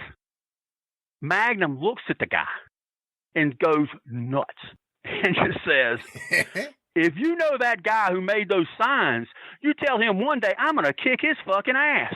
That guy's an asshole. And totally pops. And he grabs his beers and he throws them on the fucking counter. One of them explodes. And he goes, let's get out of here. And the girl's going, Maggie, I want a beer. He goes, we're going somewhere else. Get in the car. We're out of here. I'm like, damn. She called him Maggie? Maggie, yeah. Maggie.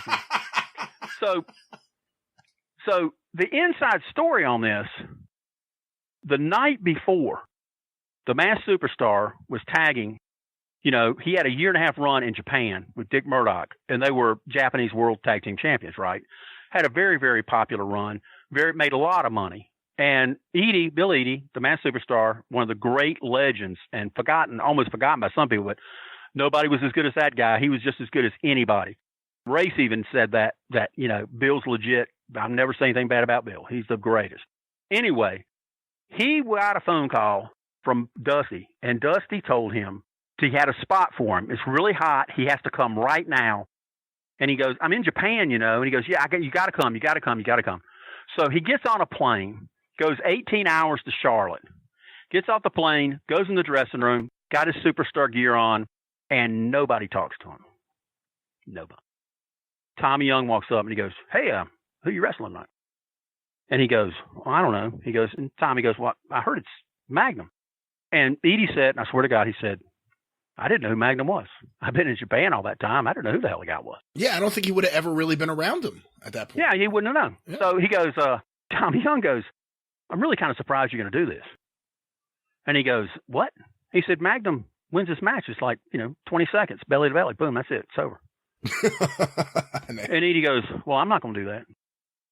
And he goes, well, you need to talk to Dusty, So Dusty comes over, and Dusty walks up and goes, what's the problem? He goes, well, I heard you got me wrestling this guy Magnum. I don't know who the hell he is. And he goes, well, look, we're going to push Magnum to be the next world champion, blah, blah, blah.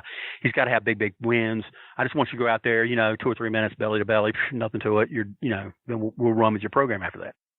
And he goes, you mean to tell me you fly away in from fucking Japan, after a big run like that, and I'm coming out here and doing a job to somebody? I'm not going to do it. I'm not going to do it. And he goes, come on, it'd be a favor. Come on, brother. He goes, no, I ain't going to do it. He said, I'll do a count out. I'll do a DQ. I'll do any of that kind of small stuff. But he said, no, I ain't doing a job to anybody in 3 minutes. I got a career. I got a reputation. I'm not doing it. Magnum walks by and goes, what's the problem? And Dusty goes, we're having a problem with him at the finish. And he goes, let me talk to him. So Magnum talks to Mass Superstar. And Superstar goes, look, bottom line is, I don't think you could beat me in 3 minutes. And he said, I built up a career as a Mass Superstar, and I'm not gonna be jobbing. That's just the way it is. Magnum says, and I quote, let's settle it in the ring. I'd rather go up against Godzilla than Bill Eadie in a real deal. The story goes, I got this from a friend of mine. His name's Dave Ruth. He was a referee, local referee here in all the independents. He was at that show and got that part of the story. The match lasted 2 to 3 minutes. Mass Superstar beat Magnum just like that. Boom, just killed him. And then he walked through the curtain in the back room and he yelled out, hey, fat boy, I just kicked your boy Magnum's ass. And if you're not happy with it, drag your fat ass to the ring and I'll kick your fucking ass too.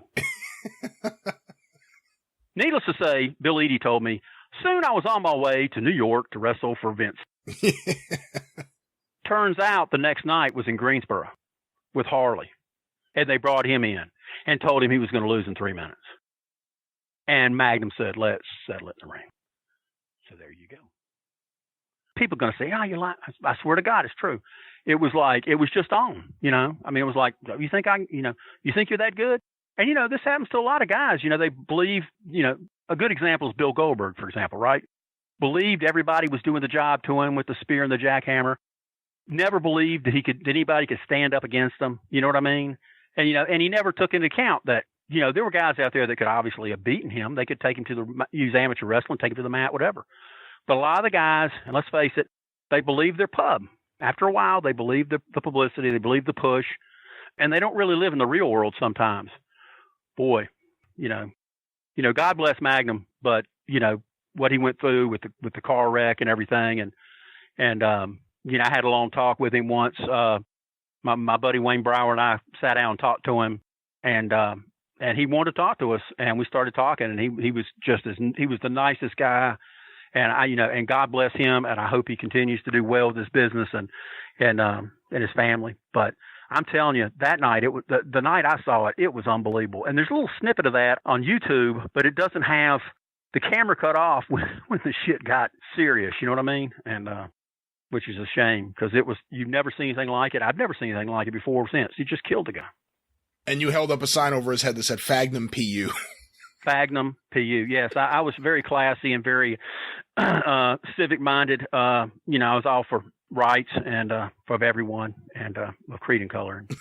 Well, that's Magnum. That's how you tortured Magnum. The Dusty Rhodes stuff. The Dusty Rhodes stuff got to be just too much because Dusty Rhodes would get in the ring and we start razzing his ass, and he'd look at us and spit at us and grab his crotch, fuck you, and it just kept, and then one day I said, he was going to wrestle Flair. Imagine that, Ric Flair having to carry fat-ass Dusty Rhodes. And I made a sign, and it was a Dusty Rhodes sign where it was the head of Dusty Rhodes on a Michelin Man. We put Dusty Fan Club, and we held it up on the front row. Dusty saw the shit, was hot. And Flair was kind of, whenever you see a wrestler put his hand over his mouth, you know what he's doing. He's either talking to somebody, he's trying to hide the fact that he's laughing. That's right. So they end up fighting. They have a match, and then suddenly you see Dusty, we're right there. So Dusty goes, to the floor, and they go onto the floor, and they start fighting. And what they're trying to do is Dusty tells Flair, we're going to fight down there, and I'm going to grab that sign, I'm going to tear that shit up. And so they're on there, and I swear to God, they get about 4 feet away, and then Flair won't let him get there. Flair blocks Dusty so he can't get to the sign, which basically infuriates Rhodes more. And so Rhodes turns around and hawks a loogie at us, and it hits the lady beside us over to the side. And it looked like a slug is crawling on her fucking arm. It was nasty. And Flair's laughing, and Dusty is whooping the shit out of him. He's laying the punches on him. Motherfucker, I got to get there, tear that sign up. No, you're not. The Nature Boy doesn't want to do it.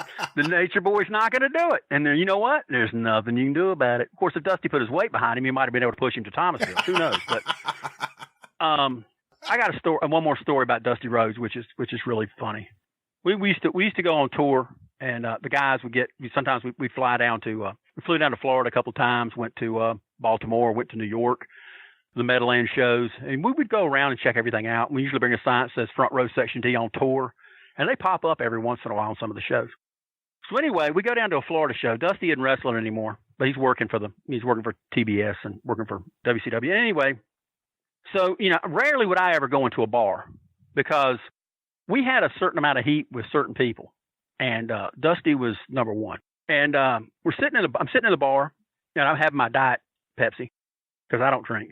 And in comes walking Shivani, and Tony knows me from Tony got his first break here in Greensboro on the radio, and I've run into him many times at the shows. And he used to be our ring announcer for a while, and he knew about it, and he knew about us and how we'd like to stir it up, get everything going. So Shivani walks over, and we start talking about the show, and the show was a good show, blah, blah, blah, And I saw Pillman at the bar, and I went up to Pillman, and I said, hey, Brian, I just have one question. What did you ever do with that cardboard squeegee I gave you back in Greensboro? And Pillman is drinking a beer, and Pillman grabs me around the neck, hugs me, and he goes, I carry that cardboard squeegee with me in my gear bag. And if Sid ever wants any, I'm going to beat his ass with a cardboard squeegee. Well, now hold on. Now you have to tell that story because a lot of the That's another time. Yeah.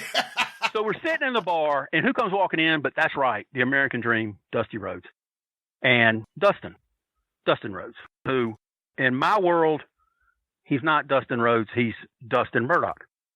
And every time I saw him, I'd call him Murdoch because it's kind of obvious he doesn't look like Dusty, he looks like Dick Murdoch. So I would always say, why don't you just fess up? Your dad and Dick Murdoch, they were the outlaws, and sometimes Dusty would be on the road and Dick would be at home. And come on, why don't you fess up that that's your father? Your real father is Dick Murdoch. So whenever I saw him, hey Murdoch, what's going on? He goes, Greensboro, you're so full of shit. Leave me alone.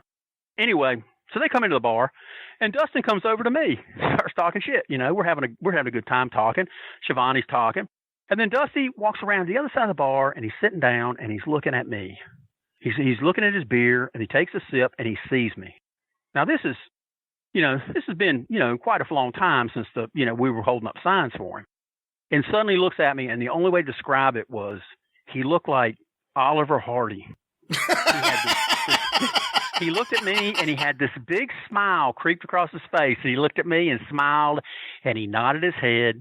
And then he took another sip of his beer, and he got around the bar, and he went over to Dustin and very subtly grabbed him by his shirt, pulled him forward, and said, you realize that's that asshole from Greensboro?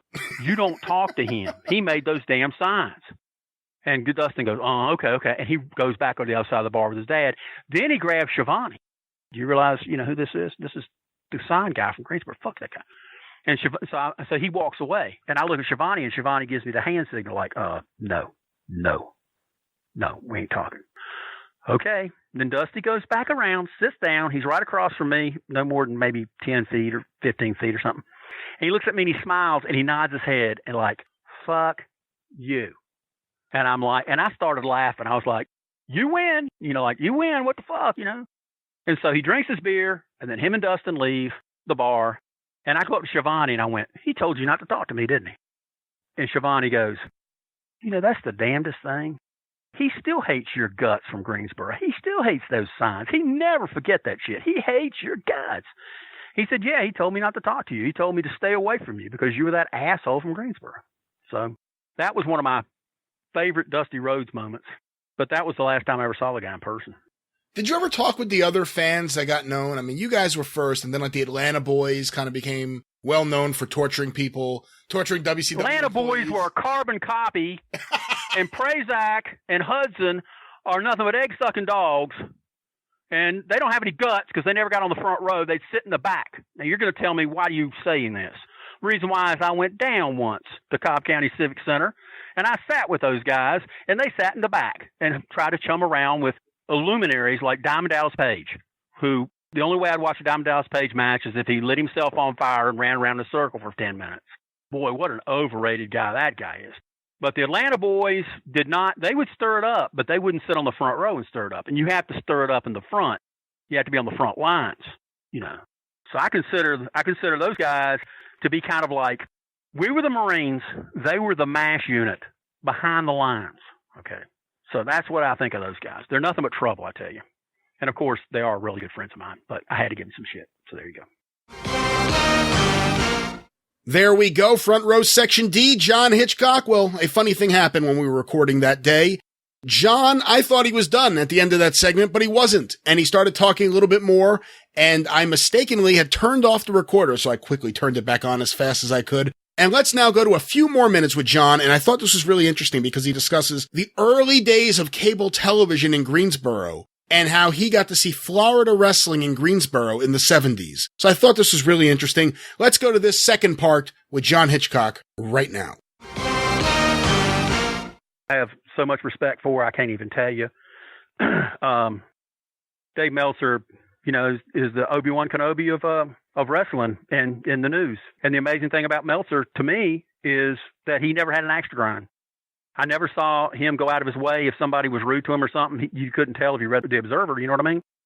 You know, he's a real reporter, and he deserves all the credit and all the respect he deserves. You know, I may not be Wade Keller's best friend or anything, but you know, he does a good job, and it's been there forever. Same with Bruce. I mean, Bruce Mitchell. I mean, you know, I got Bruce's first ticket on the front row back in late '85, '86, and you know, he does a tremendous job. You know, we went down to Florida a couple of times, and we ran in. First time we ran into the Florida guys was Bowdern and Flaherty and the legendary Dave Flaherty and a few of the other guys. What's the guy's name? Ron Lemieux, and we called him Pepe Le Pew. You know, we got to meet those guys, and that was just like bond. As soon as you met them, you started talking to them. And you know how it is. If you meet somebody that loves wrestling as much as you do, it doesn't take long for you to get along and just immediately start talking to them. And I've always liked the Georgia guys, but I like the Florida guys too. But Florida was a big deal for me because when I was a kid, my family got cable in like 1970, and I could watch Florida. And I got to see, you know, Boris Malenko, and I got to see, you know, the Texas Outlaws at the end of that, and Dick Murdoch in his prime, and I knew you guys had cable television early in the Greensboro area. I didn't realize you had Florida wrestling. Yeah, we had Florida. It was a 2-hour block. They would show last week's show and then this week's show in a 2-hour block on our local cable station. And got to see the angle where beautiful Bruce, who was Bugsy McGraw wearing a mask, turned on Malenko and beat him bloody in the middle of the ring. Oh, man. And Gordon Soley yelled out at the top of his lungs, "The human robot has gone berserk," which will live in infamy. I thought that was so great. You know, the human robot has gone berserk. I couldn't have been 13, but it was like just grilled into my head. And, you know, and it was just, you know, the thing about Florida, there was a mass period of time that Florida was the best wrestling in the country. And Eddie Graham, there's no doubt he was a genius. Everybody that was a good booker learned from him, right? I mean, everybody. And, you know, got to see, you know, Buddy Colt and Jack Briscoe and Jerry Briscoe, and but especially Jack and Dory and Terry, you know, the Funks. I mean, I got to see all that stuff, and was totally mesmerized by it. It was so great. And then they took it off TV and put George on in its place, which wasn't quite, you know, the quality. What year would they have done that? It must have been around, I don't know, I would guess 75, 76. They went to Georgia. But Georgia was great because you had Ole Anderson, Gene Anderson, Thunderbolt Patterson. You had Wrestling 2, you know, Rich, the great Buzz Sawyer, who was one of the most athletically gifted guys I ever saw. The guy was incredible. I mean, that's the first time I ever saw Bruiser Brody. So we were pretty lucky because, like, we could watch Florida, we could watch WWF out of Washington, D.C., we could watch World Class, we could even watch California Championship Wrestling, which was so bad it was great. The worst. So ever. Bad it was great. It's the worst. You know, ever. I mean, you know, I love that shit because they have it like in a ballroom or something, and sometimes the wrestlers would hit the ropes and people would throw drinks and cups at them, and they didn't even sell it. They just kept bouncing. You know, the great Ripper Savage. I mean, how can you go wrong with Ripper Savage? Oh, you can go the guy a lot of ways. The guy who said you don't have to buck dance for Whitey. I'm like, what the hell did he just say? That black guy. You know, I don't remember. I think it was The Rock's father. Rocky Johnson. He said that's Rocky Johnson. I'm like, did you guys just hear that? Anyway, the magic of television. The magic of television. But I watched everything, and then they showed the Crockett stuff again at 11 o'clock. So I would watch it again to see if there was anything else. So it was like all day. So it was just the greatest. There he is, John Hitchcock, Front Row, Section D. More stories to come in the weeks ahead. We have a few more that I think people are going to go crazy for, and John has been tremendous on this show so far, and I really look forward to his future contributions here. Howard, with that said, it's time for Book of the Week! Hey, let me just say, Hitch is the man before we get off Hitch. Hitch is the man. He's going to put me out of a job in the story horror business. When would you have met him? Did you meet him in Florida? I met him in Charlotte, probably 05 maybe, 09 maybe. That's where I first heard the Russian incident in the stands, where he was impersonating a relative of Ivan and Nikita. That was hilarious, by the way. He told that story on Breaking Kayfabe with Jeff Baldwin, another fine member of the Arcadian Vanguard family of podcasts. You can access that show at baldwinpod.com, also on iTunes, Stitcher, and everywhere else. But, as I said before, Book of the Week! And this week, I'm actually going to mention two books. It was last week's Book of the Week. Once again, I want to tell you, Front Row Section D by John Hitchcock is on Amazon. If you enjoyed the story last week, if you enjoyed the story this week, and I know you're going to enjoy the stories to come, check out this book. Many of those stories and much more are in Front Row Section D by John Hitchcock. The other book I'm going to mention, The Realest Guy in the Room by Dan Severn. And the reason I'm mentioning this is I've talked about the fact that I had a Dan Severn interview I never aired because I hated the audio. I hated the audio on Dan's side so much that it drove me nuts to edit it. Well, as we're recording this, I'm halfway done editing it, so I think by the time this show comes, it will be fully edited. I'm going to add this as bonus content at the end of the show, because I don't want it in the regular body of the show, because part of the discussion deals with mixed martial arts, and some wrestling fans may not want to hear that, but a large part of the conversation deals with the Brawl For All for the WWE, and that is some really interesting stuff. So stay tuned right after the 605 Super Podcast today on this very download or stream that you're listening to.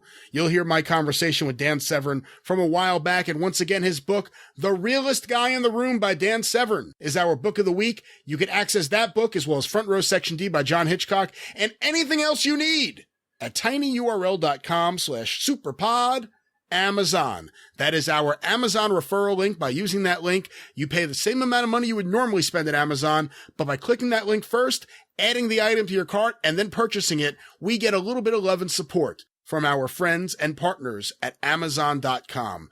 If you like the way this show is and want to keep it this way and appreciate all the hard work that goes into the show, then use tinyurl.com/superpod Amazon for all your holiday Amazon purchases. And of course, don't forget Amazon Prime, free 2-day shipping, access to the giant Amazon Video On Demand library, as well as access to special Prime member discounts. You can join Amazon Prime for 30 days for free. No obligation. Cancel at any time. We still get a little bit of love and support from Amazon. And you can do so directly by going to tinyurl.com/superpod Prime. And once again, the big one, tinyurl.com/superpod Amazon.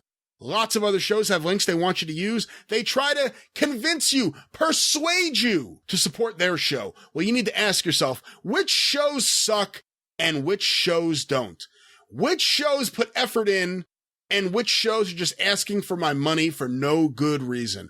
I don't think it's much of a conversation. I think it's a very easy decision. And if you sit down for a moment and you think about it and you ask yourself, which show should I support? Should it be this shitty show or should it be the Mothership? I think you'll come down to one answer. And that answer is, when it comes down to them or us, fuck those guys! Support the Super Podcast. Support your Super Podcast. And Howard, with that said, I want to now go to this conversation I had with a great friend of the show, Bobby Fulton. Every time he's on, we get a huge reaction, and it's always fun. I called him up this week with no agenda. I said, Bobby, let's just have a talk and see where the conversation goes. And he said, that sounds like a great idea. and I think everyone will get a kick out of it. Before we do that, I want to mention that this conversation with Bobby Fulton is sponsored by our friends, the wrestling fans, over at Ramsor Records. Of course, you can visit ramsorrecords.kungfustore.com and save 20% off all orders when entering the promo code 605 at checkout. Ramsor Records, RAMSEUR, ramsorrecords.kungfustore.com. Also want to make mention that we've talked about them on the air recently. The Steep Canyon Rangers have a new album, and it'll be out Friday, January 25th. And by the time this show comes out, on Thursday, November 16th, Rolling Stone Country will announce the news of the upcoming release of Out in the Open, and they will debut a song from the album, a song that was produced by Joe Henry. You can go over to rollingstone.com/country and check out the new track and details about the album, which was recorded in Kernersville, North Carolina at Mitch Easter's Fidelatorium studio. Mitch, of course, produced those early REM records. Once again, the Steep Canyon Rangers, new album Friday, January 25th. You could check out a track early by going to rollingstone.com/country. RAMSEUR, ramsorrecords.kungfustore.com, the Mid-Atlantic Wrestling of the record industry. With that said, Howard, let's go to this conversation I had with my good friend, Bobby Fulton. I am happy to welcome back to the Super Podcast one of the most popular guests we've had on the show, and that is Bobby Fulton. Bobby, welcome back to the program. Hey, thank you so much, Brian. It's a privilege and a pleasure to come on your show as always. I always get good feedback every time. And like I said, when I get a chance to talk about the sport of professional wrestling, the king of sports, I jump to the opportunity, especially when it's with a friend like you. I wonder who the first person to use King of Sports was. Like, I know Boyd Pierce had a bunch of merchandise with it on that he would sell out to different people to sell at gimmick tables in different territories. I remember. What's the origin of King of Sports applied to wrestling? I don't know. I mean, I don't know the origin, but they all used to use it, say it. And I remember years ago when I broke into wrestling, we weren't allowed to even call the event a show. That word was not to be used at any time. It was the wrestling event, program, whatever you wanted to call it, but you could not call it a show. They frowned down deeply on that. As a matter of fact. As they should. Yes. As they should. I mean, and Bronco Lubitsch told me this too. If a guy was really injured, hurt, they would make him walk through the crowd. Like if he had a bad knee, they would make him walk through the crowd to prove to the people he was not hurt, to show the people when he came into the building. They were really funny and strict about stuff like that. And taking care of the wrestling business. And that's why I guess it was so successful in so many areas, so much times employing so many people, because they took care of the wrestling business. And it was for them a business, not a hobby, mind you, but a business in which they were to make a living and to feed their families. And they took care of that business. I was just sharing, Brian, the other day, I remember when I broke into wrestling, and sometimes I'd see like a guy carrying a briefcase or something. If I seen that briefcase open, most of the time it had a few pencils in it and a pistol. And that's all they had in it. And because they took care of their business, they looked after themselves. There was a lot of tough guys. And just because you might be tough in your hometown, it's just like, for example, if you're an athlete, a great athlete in a small area. When you get to a bigger pond, you might not be as tough, but they had that as an equalizer if things was to come to that. And a little extra protection, You brought up how Bronco Lubitsch told you how they would have injured wrestlers walk out so the crowd could see them and observe that they legitimately are injured. And that kind of almost perfectly walks me into something I wanted to ask you about. Ernie Ladd had that reputation where if he got fed up with the promoter, if he wasn't getting what he wanted, he would walk out and he would do it in front of all the fans so they would know he was there. And he chose to leave because he felt he was ripped off. And he's not the only guy. I've heard stories about Bruiser. Buddy Landale. If you got Buddy to the arena, that was like step one. Yeah. But he did that before. He walked out to Memphis Mid-South Coliseum and he got on the microphone and he said, Nature Boy Buddy Landale don't wrestle first match for nobody, and walked out of the ring and quit. That was for Jarrett and them. I like Buddy, but Buddy shot himself in the foot so many times. Yeah, he was such a great talent. He pulled a gun on me in Evansville and Bill Dundee and the Mod Squad jumped on him and before he used it. And but then when I seen Buddy right before he passed away, he came up and gave me a big kiss. He said, "I don't know who's supposed to be sitting beside you, Bobby, but I want to sit here." And me and him talked, and this and that. It was the wrestling business made for strange, I don't want to say bedfellows, but just strange friends and acquaintances along the way. You know, it's just like, for example, I seen Terry Taylor recently. It's the first time I've seen him probably since 90-something. But it's almost like, and everybody, and Brian, you probably realize this too, and have observed it, it's like we've never been apart. Yeah. It's just like it's the next day. It's the strangest thing. And with the camaraderie of professional wrestling, you know, and everything. Well, when I brought up the Ernie Ladd anecdote, one of the reasons was it came up on one of Jim Cornette's shows, I think the Drive-Thru, just this past week, where someone asked if Jim had any interactions with Andre the Giant, and he told the story that he was working for you one night in like 1991, and Andre just showed up at the arena to see Ivan Koloff. So the fans actually see Andre walk in, they're all buzzing that he's there, and then he never came out the rest of the night. A reverse Ernie Ladd. They know he's there, but he's just not coming out. But I was curious, how often were you around Andre? I was around him in Japan. I was around him on some of the shows and stuff. And just as far as a wrestling relationship, you know, a lot of people don't realize this. I mean, it's like, for example, we would get on TV and say, you know, for example, Tommy Rogers and I would say, you know, we're best friends, this and that and everything. We're great tag team partners, relied on each other for a living, but after hours, we really never seen each other that much. I mean, we spent enough time together when we were together, you know, and stuff. So a lot of guys were just acquaintances that we knew at the wrestling events, not knowing them after and perhaps the after hours eating somewhere or something like that. But as far as a Sunday afternoon picnic, now I knew where he lived at in North Carolina because I was promoting tough man competitions, and there was a little bar near where he lived, and they said he would go in there about every night, eat big steak dinners and drink a case or two of beer, sit there and play maybe cribbage or something like that. Years ago, cribbage was a big game the wrestlers would play in the back, board game to pass time and things like that. And as a matter of fact, my son Jaron was playing cribbage with, or Dylan was playing cribbage with Ox Baker. One of the last times we seen Ox Baker and everything. But going back to Andre the Giant, one time I had this strange thing happen. I promoting my tough man competition. I was in Greenville, South Carolina, and I had a guy watching the back door. And this guy was a little guy, about 125 pounds, about 5'7". But if I asked him to watch the door, he wouldn't let no one in.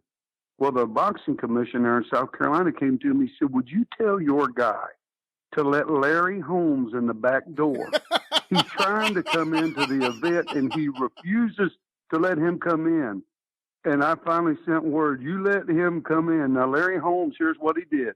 What a nice guy. I mean, this guy, when I shook his hand, it was about like Andre the Giant hand. I mean, it's like a catcher's mitt on Larry Holmes. And he got into the ring, said hello to everybody, signed autographs and stuff like that. But, sometimes guys just, and he was talking about Bruiser Brody. I'll never forget a match.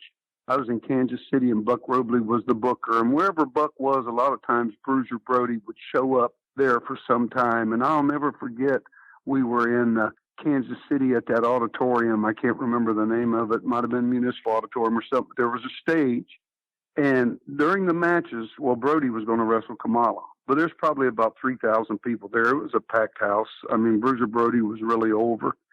And one of the preliminary matches was going on. I'll never forget, Brody walked across the stage kind of in the darkness, but enough where they could see him, not on purpose or intentionally, and the whole place just started chanting, "Brody, Brody, Brody."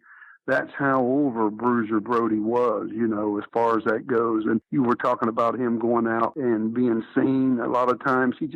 I remember that about that same time, Pat O'Connor come up to shake his hand, and he said, "I ain't shaking your hand."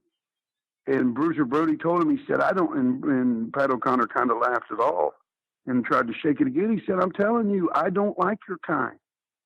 Now, whatever kind that was, I don't know, but I heard Bruiser Brody tell him that. He refused to shake his hand. He told him he didn't like him. And that was plain and flat, and that's the way Bruiser Brody was. If he liked you, he liked you. If he didn't like you, he didn't like you.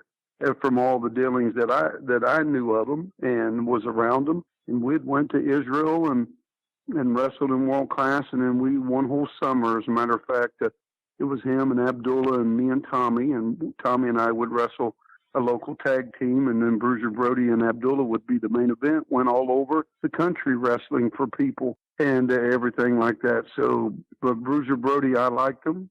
I liked him personally, what I knew of him. And to me, he was a nice guy, but he was a businessman. He didn't take nothing from anybody, you know. You know, I wanted to ask you a little bit about World Class, and I'll use this as a chance to start with this because you just brought it up. What was it like to go to Israel? Because everyone knows that the television aired there and the Von Erichs were wildly popular there, but what was it like as an experience to go to Israel? I'll tell you what, you know, when I went to Israel, Tommy and I, it was just an unbelievable trip. As a matter of fact, they took us around, and what was real weird, Brian, was they would walk us down the streets of these cities. I mean, walk us out, get us out of a car, and we'd start walking down the street. Now, when we start walking down the street, a lot of the people would come running out. They would ask us, could you come in my house? We would go, this wasn't planned or nothing. This was just walking. And they would we would go up there and they would put their VCR and there our match would be. And they told us, they said on like whatever night the wrestling started, if it was 8 o'clock, the fighting stopped. That's wild. The fighting there in Israel stopped. So everybody watched the wrestling. And at our wrestling events, we had the Jewish people coming. And as a matter of fact, when we were there, there was quite a few Jewish holidays, and they celebrate them and, you know, and everything. We had Jewish and Arab people. But it was real weird. We would go into schools and talk to kids and things, and I'll never forget them arm wrestling and us. And the one thing that they told us as far as Americans was, the message was that we are behind you as far as a philosophy. We are with you 100%. As a matter of fact, which I gave later to George Weingroff, but one of the top policemen, or I don't know what official, gave me a bracelet. And I put that bracelet on and walked down the street one day, and I remember people just looked and stared at it over there in Israel. So whatever that meant was something really big, and gave me and Tommy one. And then, Brian, David Manning said, we got some people that want to meet you. And, you know, I was 24 years old at the time, and we went into this meeting and met with these people and talked to them. And David said, you know, this is equivalent to the President of the United States. And I'm just sitting around, looking around, talking and everything, just like you and I are talking. And all of a sudden, about 5 years ago, or 3 or 4 years ago, I happened to look online at a picture, or found some pictures of Tommy and I in Israel at this meeting. And I'm looking, and there's Shimon Peres posed with Tommy Rogers and I. Wow. And I did not realize when I was 24 who he was, but now that I'm older and everything, I mean, meeting people like that and didn't even know it. And while we were in Israel, also, I'll tell you this: Jeep Swenson was with us, and Bruiser Brody, like I said. The Sly Stallone was making First Blood Part 2 or 3. I can't remember which one it was. But one day he would have they said he'd have his food flown for whatever reason, I guess just because he was that wealthy, from the United States on a daily basis. But he fell in love with Jeep Swenson and wanted Jeep Swenson in a movie. Sylvester Stallone wanted to beat Jeep up so bad. Do you remember Jeep Swenson at all, Brian? Oh, he had the biggest arms I've ever seen in wrestling, yeah. Well, see, he was in San Antonio, and he'd hang out in the gym. And he would flex his 24-inch arms, and out would come a little mountain. You know, usually when a guy's got that big of an arm, it was, you know, you'd think, oh, my goodness, he's what a huge arm. And all of a sudden, here come this mountain out of it. He'd train at the Powerhouse Gym where we would train at in San Antonio before he got in the wrestling business. And then later on, he got in the wrestling business, of course, you know. And another powerful guy, I'll never forget, Bruiser Brody hired him in world class by the name of Ted Arcidi. Oh, I remember Ted and Bruiser Brody said, I had to hire him, any man that would eat barbecue ribs like he ate them, whatever that meant. He said he had to hire him. But, I mean, so, you know, Ted Arcidi worked. But going back to Israel, Israel was a beautiful place. It was, I wished I would, and I'll tell you a funny story. There was a guy standing there that looked like he just walked out of the desert sands with a chic headdress on and a band around his head, and he was standing there selling them. And we had some Moroccan people taking us around, you know. And I said, I want to buy one of them. And he said, oh, man, we can get them a lot cheaper somewhere else. And the guy's standing over there, and finally he looks at me, Brian, he said, hey, man, just like I'm talking to you. Listen, I'm really from Hollywood, Florida. I'm over here making some extra money. Won't you go ahead and buy this thing? And I thought, man. I have a few listeners in Hollywood, Florida. They're going to get a kick out of that. I'll tell you. Yeah, he said, I thought, man, they even got carnies over here in the Holy Land, you know. That's where carnies started. What are you talking about? Yeah, I hear you. But you know, it was great, and everything is true what people say about the Von Erichs and about being over there. We would be driving, and they would stop our cars on the streets and beat our cars so hard, and the rearview mirror would come off on the inside of the car. Do you know what I mean? Now, that's some tremendous pounding. Yeah. And they like us. It almost puts me in mind of Houma, Louisiana years ago. I think it was Houma or one of them. Yeah, Houma. I think it was Houma. Me and Hacksaw Jim Duggan and Tommy Rogers got in the car. And they started beating on our car. And Jim Duggan was saying, they're going to turn it over. And they beat the rearview mirror off the windshield. And Jim Duggan said, man, they love us. Imagine how they're treating the other guys. They're going to turn the car over in a minute. You know, because you couldn't really drive off. I've heard some horror stories about Houma from Jim Cornette, and I'm curious, what's the worst riot you witnessed from the ring involving the Midnight Express and Jim Cornette? Well, there was one time I remember. One time there was a bunch of things happened years ago. I mean, in Kentucky, I was in riots. As a matter of fact, I got my arm broken in a riot when I was about 18 or 19 years old, and I had quite a few. But it was concerning the Midnight Express. I'll never forget one night in, I think it was Oklahoma City, the Midnight Express had stopped us. They had us down, and they were throwing me through the ropes. And I'll never forget, as I was flying through the ropes between the top and the second rope, there was people climbing through those ropes coming into the ring to fight the Midnight Express. I mean, it was unreal. I mean, that they had, and Jim Cornette and them. I mean, people don't realize, you know, the people, how much they were hated, and not only that, but the emotions that were stirred up in those people watching the Midnight Express wrestle, whether it's the Fantastics or whatever team, and for guys that broke the rules, rule breakers. I'll call them rule breakers. And the rule breakers, what they had to put up with. I mean, I heard, like, going back to Houma, that Jimmy Garvin refused to pull hair or choke. He was scared to death. Against Chris Adams. Yeah, he said, I don't want to break a rule, man. I don't want to get home, you know. I believe that was the night they sent Precious to the back because she was too worried about being inside. Yeah, because, it gets that bad. As a matter of fact, I've told a story a couple of times about me being in Eastern Kentucky, and if you don't mind, share it. If you've heard it, then stop it. But I was wrestling in a mixed tag there in Campton, Kentucky, I believe it was, way back in about 1980, and all of a sudden, it was me, and it was a mixed match, me and a girl against a man and a girl. Well, the girl was down near our corner, and there was a rope kind of around her neck. And I was the rule breaker and the girl. And all of a sudden, there's a fan jumped up out of the audience, and I had a hold of one side of that rope. She had a hold. The woman from the audience had another side of it. She's really choking the woman now because She's really choking her. So finally, I just take my foot and I just push her back.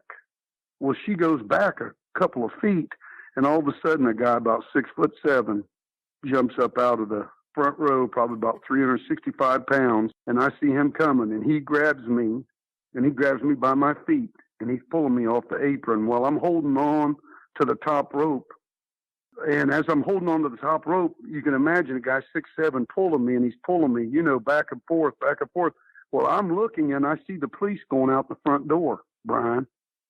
The police with riot helmets on are going out the door. They're not coming to help me. They're leaving the building.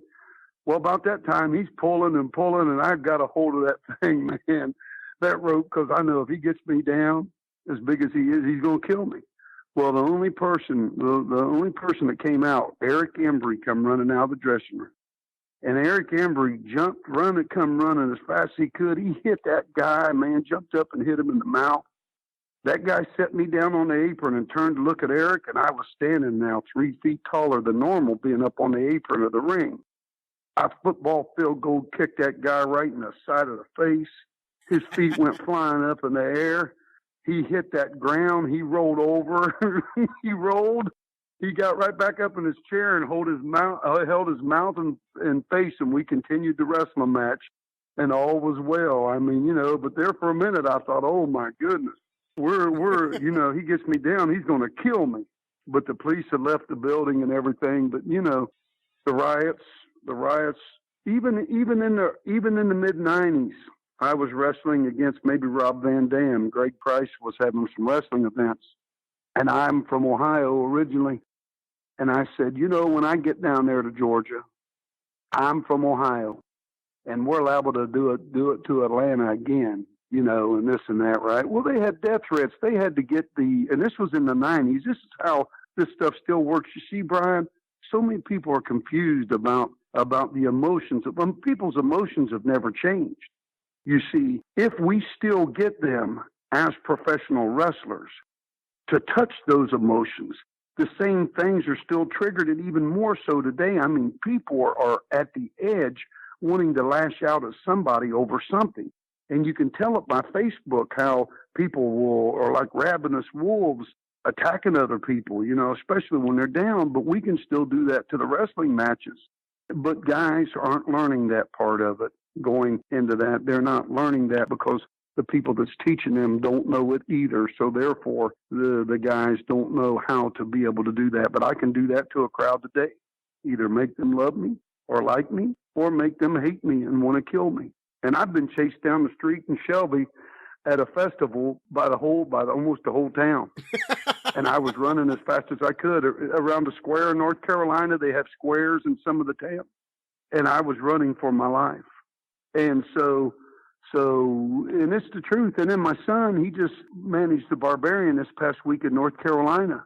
And he told me he was at a convenience store afterwards, and some big old mountain guy told him, he said, if you're still in this parking lot when I come out the store, I'm going to kill you. Wow, that's heat. And I mean, that's the kind of heat the Midnight Express had 365. You think them guys wanted people to know where they lived at? Me and Tommy in Dallas, we would open up our doors and there would be pizzas, presents, roses, everything just stacked up at our doors. It was unbelievable. We didn't know anybody knew where we lived, but I'm telling you, pizzas and everything would be outside the door, just stacked up, roses, gifts and presents from people and fans and stuff. But I can imagine what was at the door of the Midnight Express or Jim Cornette, Hey, on the topic of Dallas, I've heard Jim talk about the Midnight Express's run in world class, and he's always been very critical of Ken Mantel as a booker. And he was also kind of puzzled that although they loved working with you guys, they never got really any shot at all against the Von Erichs, even though they had just had that really hot run in Mid-South. So I'm curious from your perspective, because you worked for him not just in world class, but also for the UWF in 1986. What were your thoughts of Ken Mantel as a booker? And did you ever wish during that time that you guys maybe had a chance to do something with Gino and Chris? Well, I'll tell you what, I like Ken Mantel as a booker. I did myself. I think the problem wasn't Ken Mantel with the Midnight Express and Jim Cornette, but it was Fritz himself. And Fritz said he just looked at Bobby and Dennis. And I mean, then you've got, it's kind of an oxymoron. Then you've got Chris Adams and Gino Hernandez, but he just didn't think, looking at Bobby and Dennis, that the people would believe in it.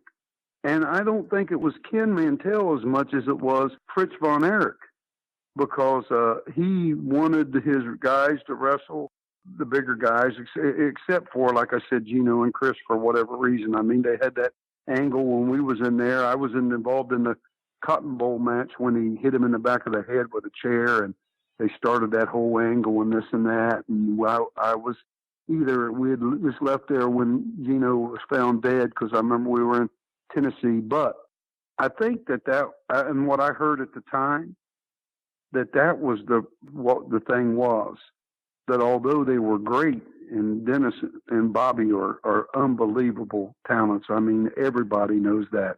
But although because of that, it was the way their bodies was perceived to Fritz.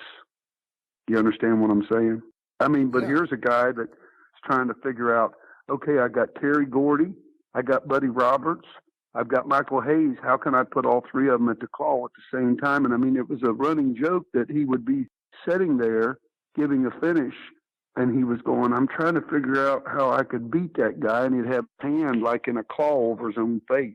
Like, I mean, hey, well, you know what I'm saying? Yeah, yeah. So I think it was all about the image and all about how he thought that the people would perceive. Now, I don't know, but it's food for thought. But I heard that way back then, that's why. And I remember being in 6-man tags where I had Dennis in a headlock and Kevin come jumping off the top rope and this and that. And I mean, those guys, man, their stuff, that was real. That was real. Them Von Erichs were real. Yeah, you can see the fear in an opponent's face as Kevin Von Erich runs across the ring. They don't know where he's going to hit them. No. As a matter of fact, when I tagged them out, and I like Kevin Von Erich, and I mean, those guys, man, they put their heart and souls into it. But I tagged Kevin, I'll never forget. And when I tagged Kevin, I had a hold of Dennis. I went, oh, man, Dennis, I'm sorry. It was like this.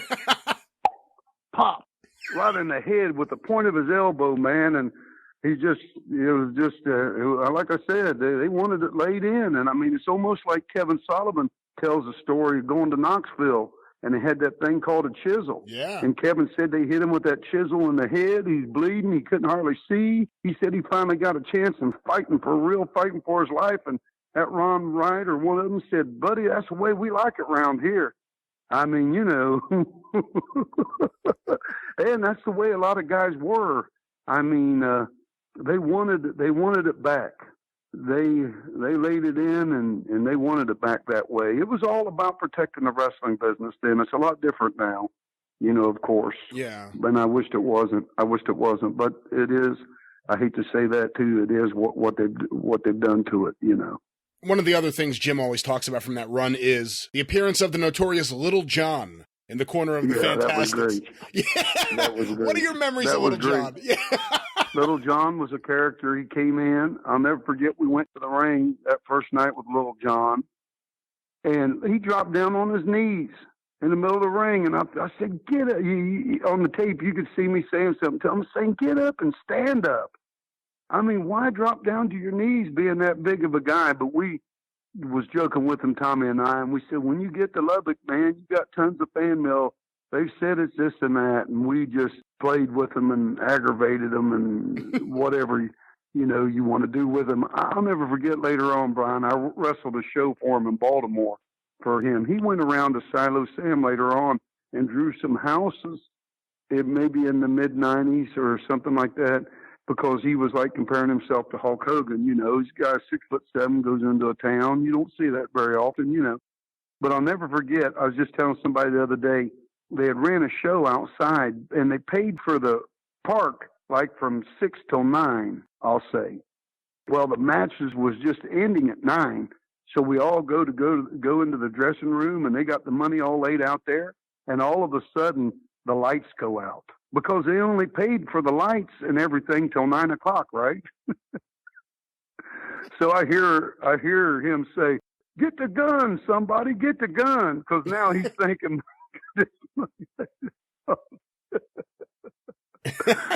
and everything. He was a character. You know, he's in that movie and a couple movies, I think. He's a great big guy. He was always pretty nice, but like I said, we like to aggravate him and rib him. And then that match you talking about was the blunder of who knows. That was almost like one of them matches. I mean, not the match itself, but the finish. That was like one of those matches in which, you know, who knows? It was the craziest. It was doomed to fail, I think, from the beginning. I don't know what the deal was with it, but. He was also in the movie Blood Circus, which I think you just missed out on because they worked with Joe Blanchard and Southwest to make that movie. Yes. And I think it was the end of 84, so you would have already been gone. You were there at the beginning of 84. Yes, I was, as a matter of fact, and I love that territory. It's one of my favorite places I ever wrestled. I mean, for so many reasons. Joe Blanchard was a super nice guy, was a great payoff guy, and as a matter of fact, speaking of Bruiser Brody, I didn't know till I looked in Larry Matysak's book that Bruiser Brody quit there because of me and because he got paid the same amount of money I got paid on the show. And Bruiser Brody never told me that after that. I didn't read it until just a couple of years ago in a book over that.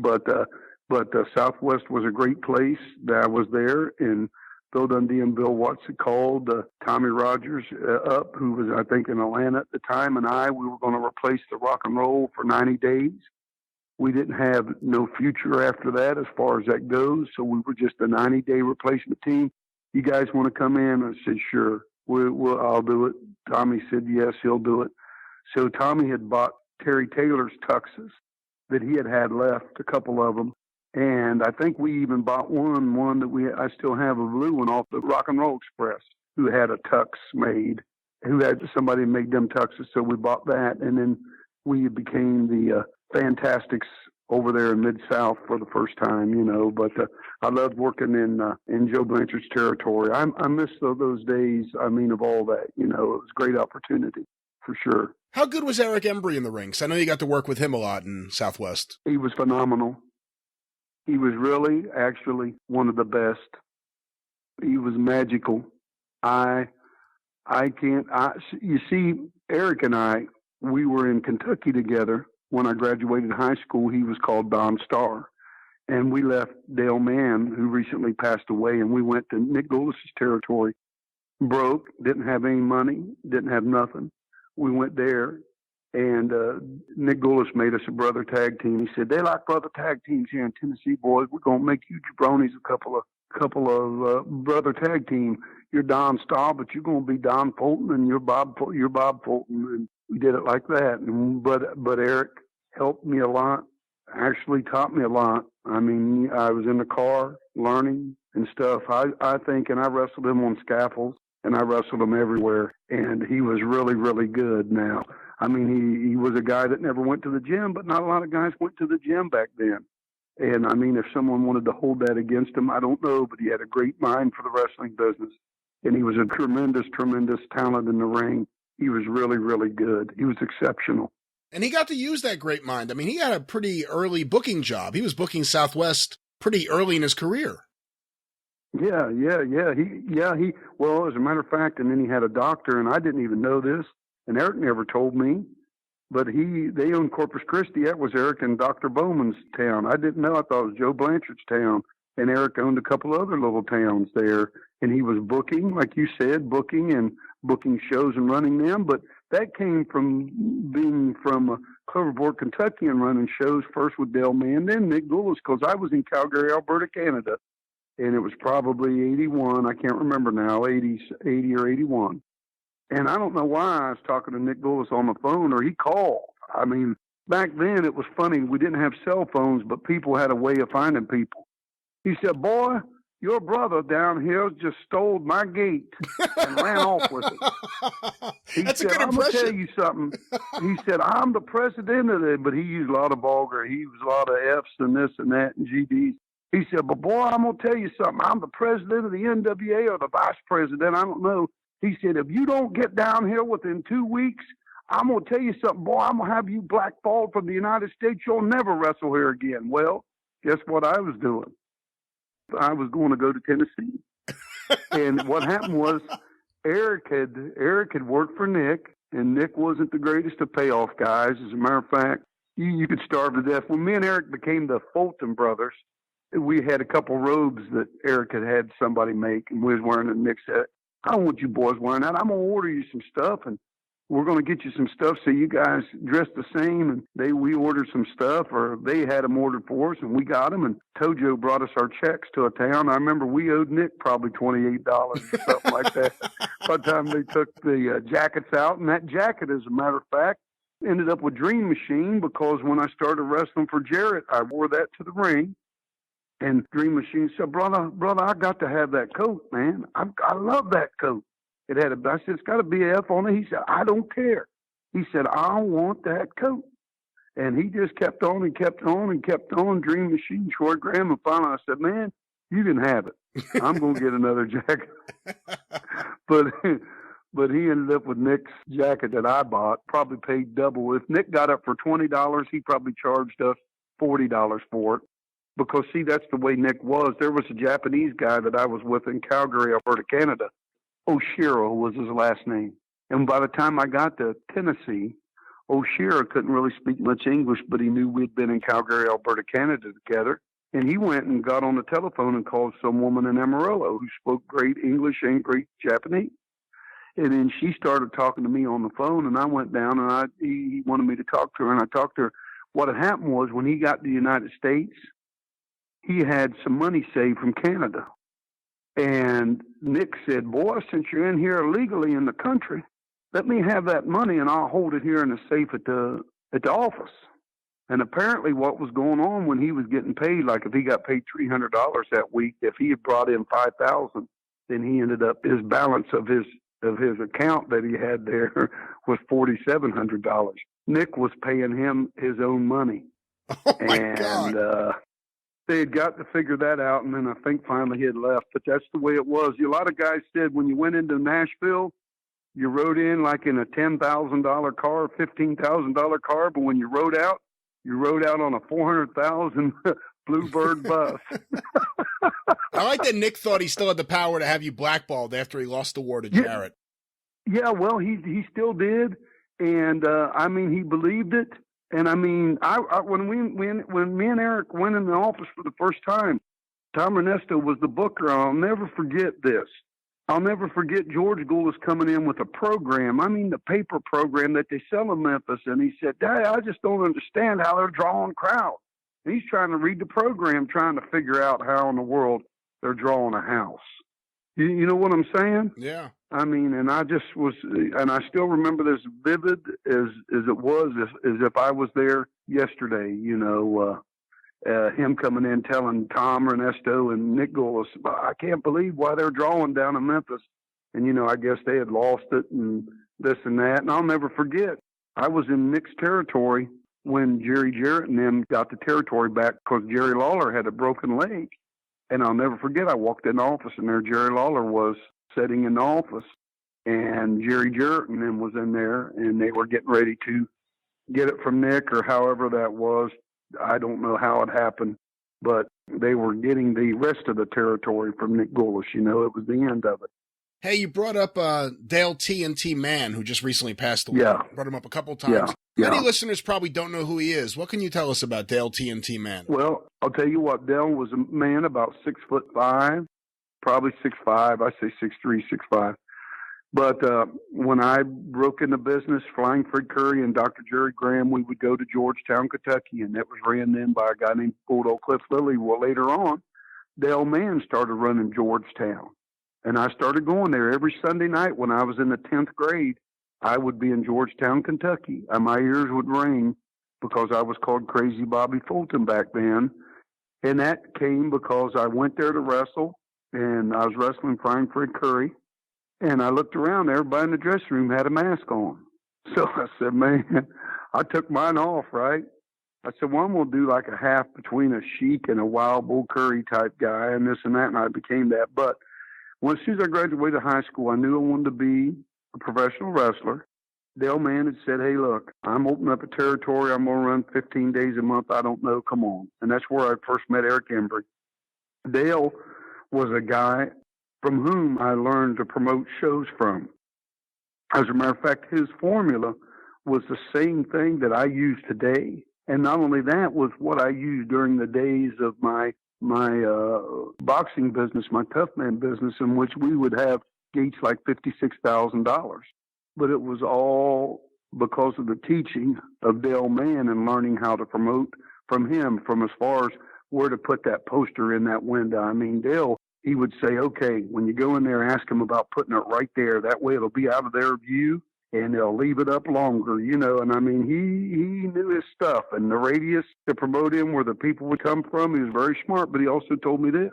He said, Bobby, you're going to be like Tojo Yamamoto was to Nick Gulish. You're going to stay with me forever. Well, I would train guys for him. I would set the ring up, train guys for him, wrestle for him, this and that and everything. And I'll never forget when I left Dale Mann, and I'm only telling this now because he's gone. But that night I first left and went to Jarrett's, and what had happened was, Brian, I seen the Cuban Assassin on Jarrett's TV, and I'd had my arm broke in a riot there for Dale Mann the first time, but I'd also been to Calgary and this and that and everything. But I seen Cuban Assassin Angel Acevedo on Memphis TV. So through one of the girl wrestlers, Diane von Hoffman, who recently passed away, Phyllis, I'd said, will you give him my number and tell him I'm saying hello? Well, when she did, he called me. I said, hey, is there any way you could help me get there?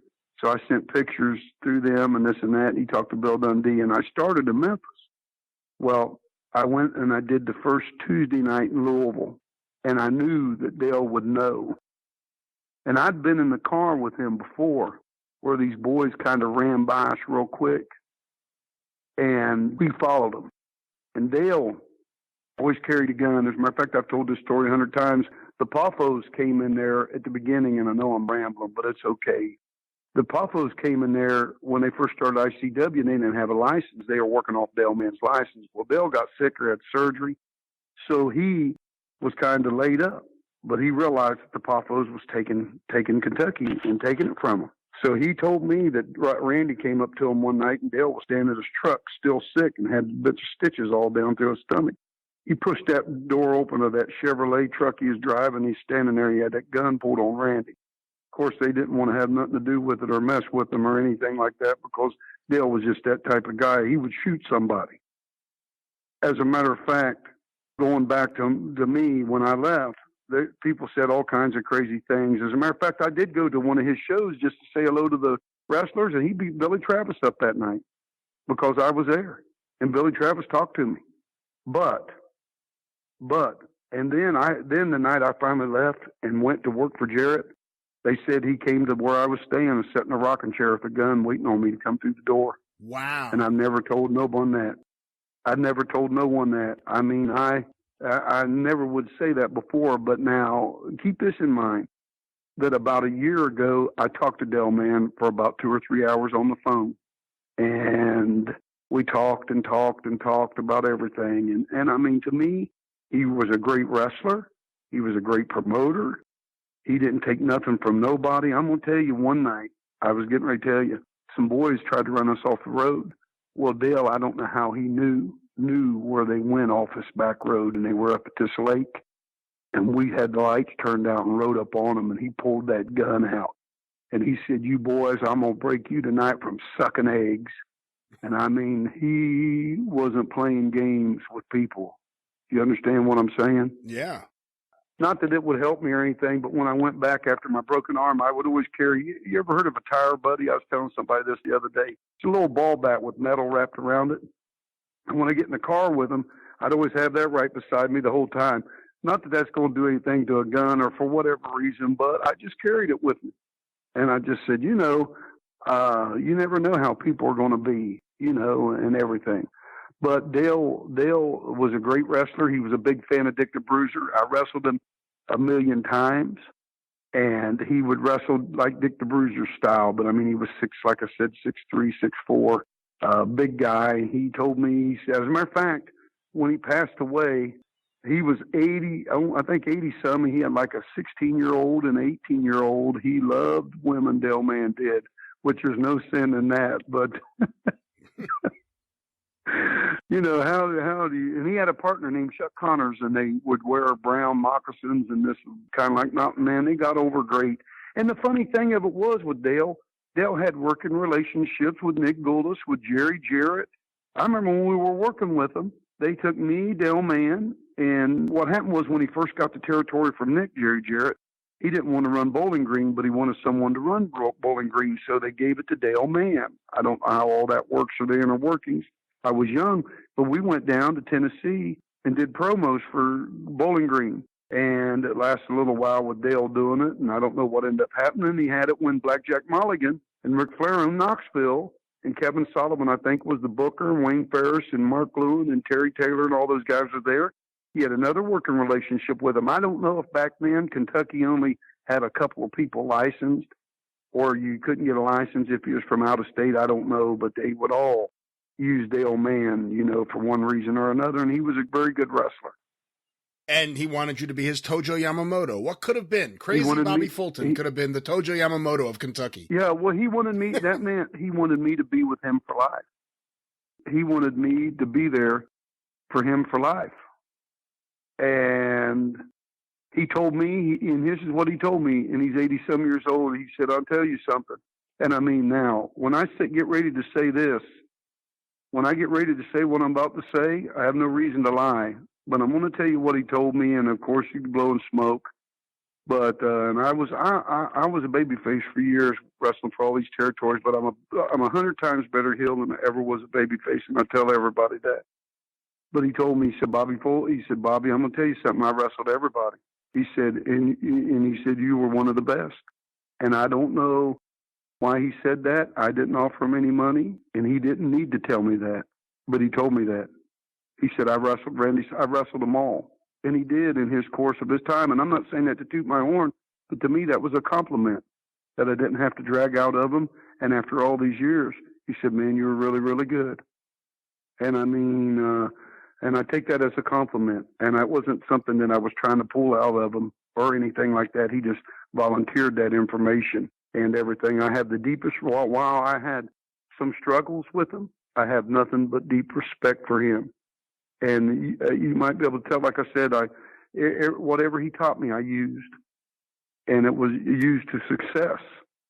And you can't beat that. Where I didn't go to college right out of high school, I was into wrestling. I went to the School of Hard Knocks and a little opportunity. As a matter of fact, Brian, I got a quick one to tell you. When I moved down there, Dale Mann said, I got a campground where you and Joe Cagle and Mike Dupree are going to be in a park model there, which is one that stays there. Well, one night we were sleeping there, and we never had to pay no rent. There was no heat or nothing like that. I mean, we'd turn the oven on to get warm, and it was cold, brother. It was cold some nights in Kentucky. But one night we also there was also the local bootlegger, which in this county was dry in Kentucky, and there's a lot of counties that's dry in Kentucky. Well, they'd have drive-up windows at the bootlegger. I mean, you could just drive up and say, now a 6-pack of beer, if it's normally $2, it might cost you $8. But it kept you from having to drive to another county or whatever. But that night, somebody had got mad at that bootlegger because he had a bunch of ammunition and had all that liquor and alcohol and everything else in there, and they set fire to it. And all of a sudden, we're about probably 30 yards from it.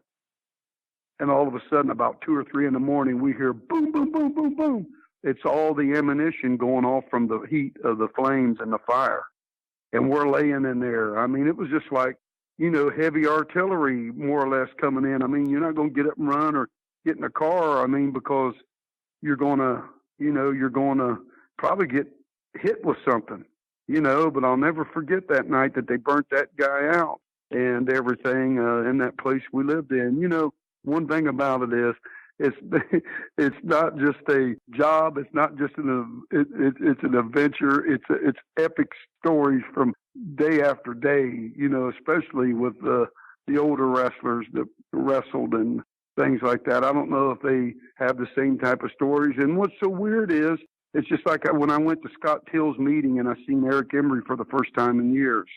I was sitting there telling a couple stories, and even a couple other wrestlers had their mouths open. And Eric Embry said, that was true. And yes, that was true.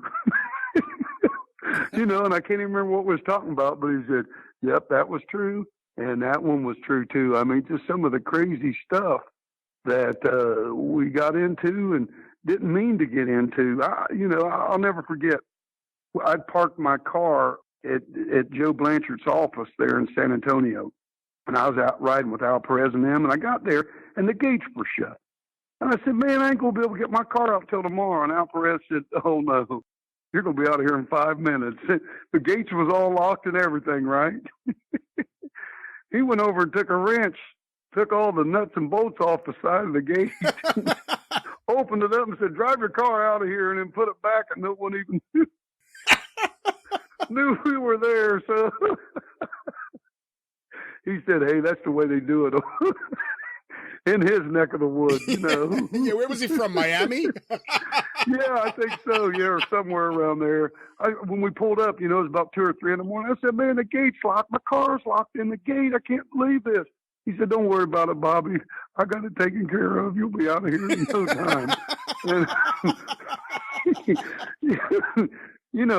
locks and chains and locks are just for the honest people, That'll keep them out. The other guys, man, they know all kinds of ways around it, Yeah. Well, I'll tell you what, Bobby, one last thing before you go this week. You brought up Scott Teal's reunion, the Tennessee wrestling reunion that he does at his house. And I've seen pictures and it looks like a really marvelous event. What was it like for you? This is the first year you attended, and talk a little bit about your experience. Well, when I first pulled up, I seen a trailer sitting out front of Scott's place, right? And I said, man, is there a ring here? So when I went around the corner of the house to go to the back of the house, because he had signs up and everything, first person I seen is George Weingroff. And I hadn't seen George in, I always use 30 years, but it's probably that, 86, 87 or something like that. But then I seen a wrestling ring, and I thought, man, oh man. So first I tried to get Tony Falk in the ring. He said, no, Scott won't let us. I said, get in this ring and wrestle me, boy. He said, no, because Tony was a guy I had met at ICW when Jerry Jarrett was working for him, and then I took him to San Antonio with him and then to Dallas with me and a couple other places. But finally, Pat Rose jumped up in the ring, and me and him played around this and that. But apparently, there was an older, elderly lady wrestler that used to come, and she'd get slammed once a year. And she's about 75, and she said, oh, you broke my back. So they didn't want anybody doing it, but we did it. We had fun. But can I tell you something? So they left the ropes kind of loose and this and that. It was just for memories and pictures, not for action. But I wanted action, because I was going to wrestle that night across town. Me and Bill Dundee and Bobby Eaton was over there. But I'll tell you what, when I walked in, I seen so many people I hadn't seen in years, and some I never met. I never met the Kozak brothers, Nick and Jerry Kozak, and Nick Kozak was there. And I seen Bob Roop, and I'd never met him. I'd heard of him and this and that. And so many people. I seen Jim Painter, who's a wrestler from Ohio, who I wrestled in one of my first few matches, probably with Flying Fred Curry. He was there, and Lumberjack Lanier, who we talked about on the show, Jimmy's show, about the guy who wrestled the orangutan. That's right. And when I got there, Tony Falk and them came to me afterwards and said, Bobby, you kind of confirmed the fact that we didn't know if he was for real or not, if he had worked the territory. I said, yeah, he worked in. Said, but when we heard you and him say, he was one of the first guys I've seen. Of course, that was since 1980, and everything. But I wished, I told Scott it was great that he doesn't. I wished I would have been to some other ones to see some of those that have went on in the past, but my schedule or things just didn't allow me to. But it was great to see everybody there, and it was a treat. And Scott treats everybody like $1 million, him and his wife, and it was just wonderful. It was wonderful, because Brian, here's the deal. Most of the time when we see each other, it's just like Jimmy and I. I went down and seen him about a month ago. We're either wrestling or at a convention, and we don't get a chance to really visit, And it's good just to sit down and talk to people. Ronnie Garvin, of course, was there, and people like that. I was trying to think of some other guys that were there. And I met El Bracero for the first time. Mike Pappas, the Golden Greek, was there. And so many other guys. It was wonderful. Mac McMurray, I think, and the referee from Georgia, Charlie Smith. Charlie Smith was there. Yeah, a bunch of guys. it was great to get a chance to go there. And it was really unbelievable, to get a chance to go there and to do that reunion. I've not been to any of them. And it's one where it's just the wrestlers. And nothing against nobody, but it was just a good atmosphere where you could visit and reminisce. And like I said, even though I hadn't seen Eric Embry or Mike Dupree or Joe Cagle or some of these guys or Lumberjack Jack Lanier, it's like time hasn't passed. It's amazing how that camaraderie is and seeing guys, you know what I mean, and everything. Brian, you know what? I've been blessed to be a part of the King of Sports, professional wrestling, and get a chance to travel all over this world. A boy from Chillicothe, Ohio, not a big man in a big man's business, but my heart was big. I did whatever it took to succeed, and I'd heard somebody say, well, if you try, you'll never make it because all you're doing is trying. If you do the best you can, you'll never make it because you'll do the best you can. But if you're willing to do whatever it takes, that means leaving home, sleeping in your car, wrestling for $5 a night, traveling long miles, maybe being hungry, but when you walk through that building, to those fans and to yourself, you have to be a star. And that's what professional wrestling is all about and the magic of it. And I am so thankful to God Almighty that I've had a chance to be a part of it. Boom! There it is, Bobby Fulton, a friend of the show. You'll be hearing him back on the show very soon.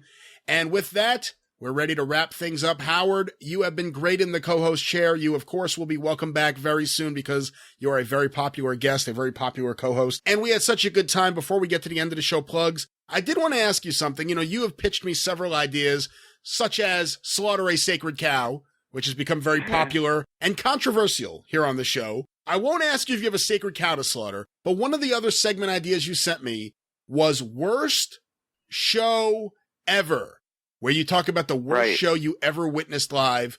Hey, it's the end of the show. What better time than now? Howard, what is the worst show ever?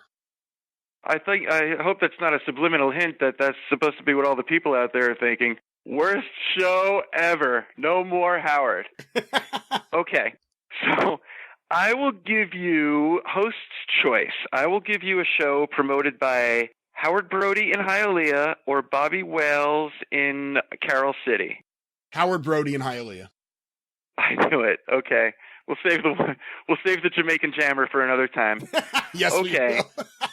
I was summoned down there to a show all the way in godforsaken Hialeah, down on Okeechobee, way down, and it was some kind of a show that Howard and his partner Craig Cohen put together, and it was a Cuban restaurant, and during the entirety of the evening, there were 6 people in attendance. Those 6 people were me, Alex Marvez, Gangrel Dave Heath, Luna Vachon, Gangrel's opponent, the bar owner, I'm not good with numbers, Craig Cohen, and Howard Brody. Maybe I seem to remember an older lady with a limp pushing a baby cart with a child in it. Maybe. That might just be a fantasy-induced Mucinex moment. But literally, that was the people that I remember from being there that night. And I remember Dave Heath, I don't know who he was working, but Luna was ringside. It was just for fun and hang out. I mean, I don't know. I guess they didn't. I don't know. I don't know what the reason could be to do a show like that. Pick an Italian restaurant with enough room to put a ring in. And, I mean, there was nobody there. I don't even understand why the show proceeded. I don't remember if there were other matches, but I remember the Dave Heath match. And it was before he was a Blackheart. Maybe during the time he was a Blackheart. I don't even know what gimmick he was working at the time. I just remembered he did a really nice belly-to-back suplex on somebody. And I was standing at ringside.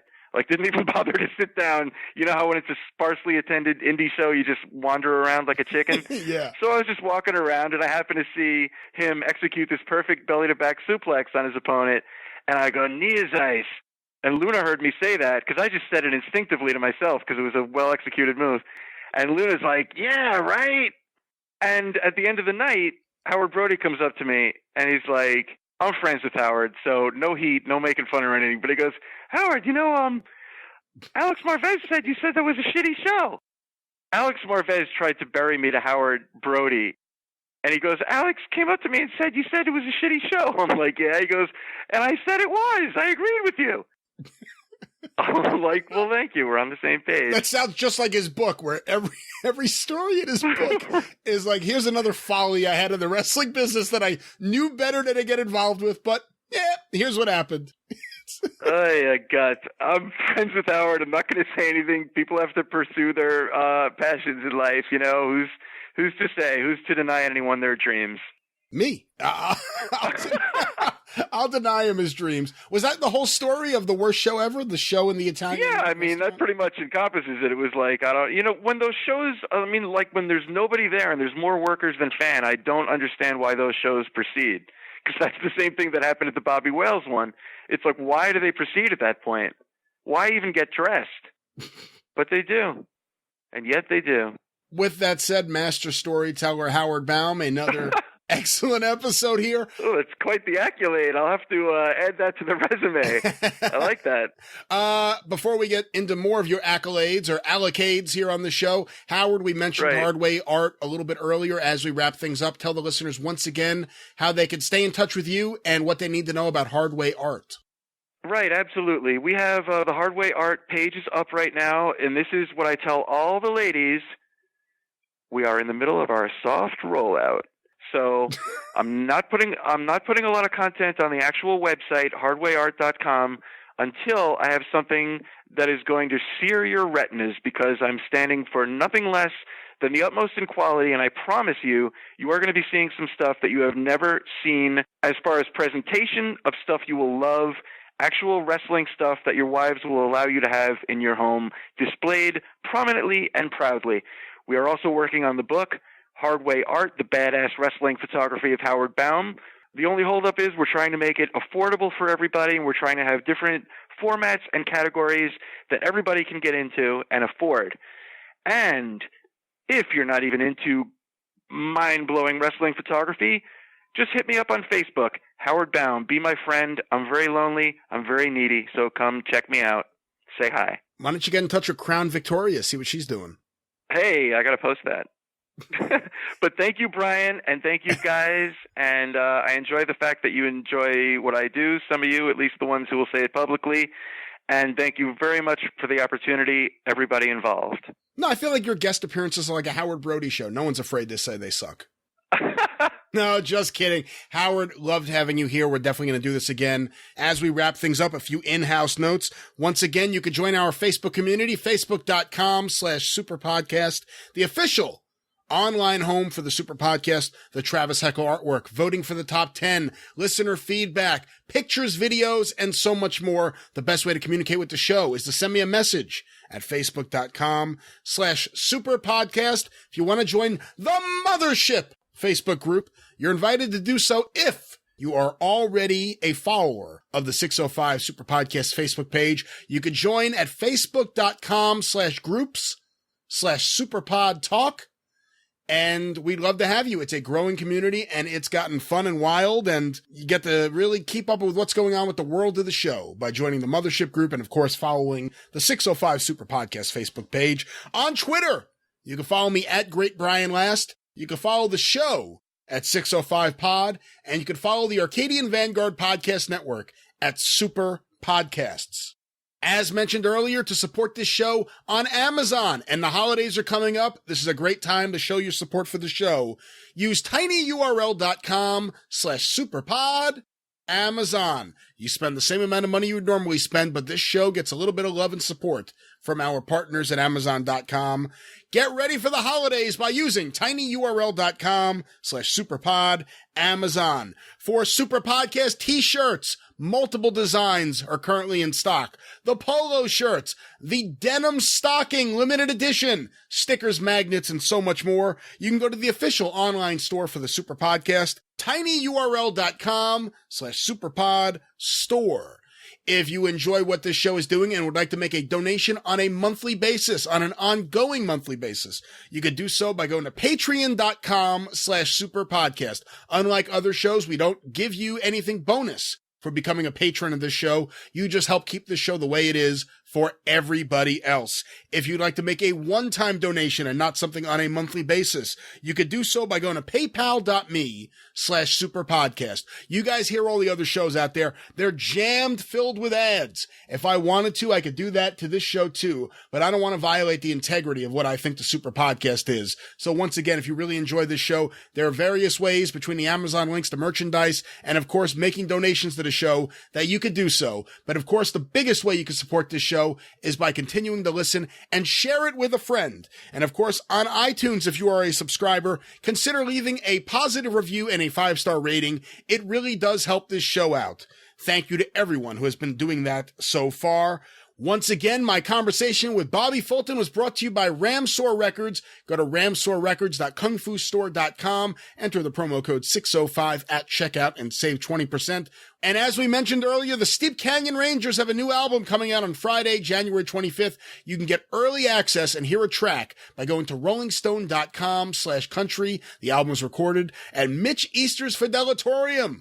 You REM nerds, check out this record. Once again, ramsorrecords.kungfustore.com.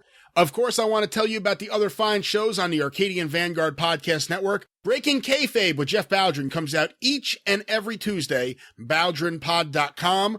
Ron Fuller's Studcast comes out each and every Wednesday.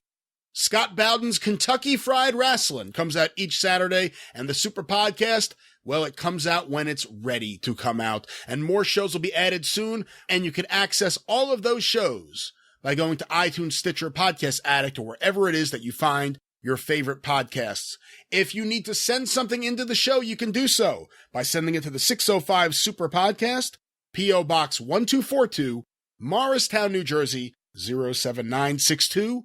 Once again, the 605 Super Podcast, The Mothership, P.O. Box 1242, Morristown, New Jersey, 07962. With that, another show in the books, Howard. Thank you once again for being here. You are nothing but a bottom-of-the-card jobber.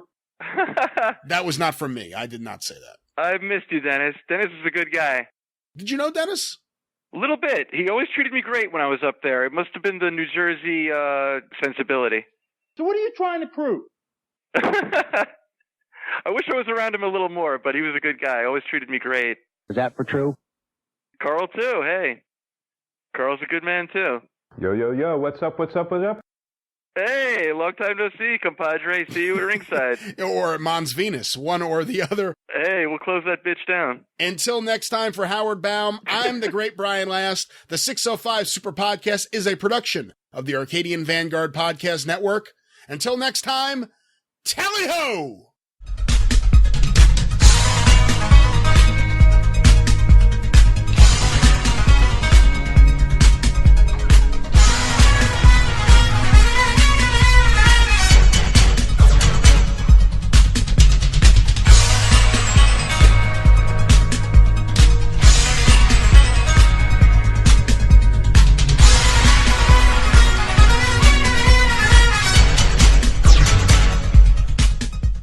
Another thing I want to talk to you about today, Dan, is your new autobiography, The Realest Guy in the Room, The Life and Times of Dan Severn, by you, of course, Dan Severn, along with Ian Douglas.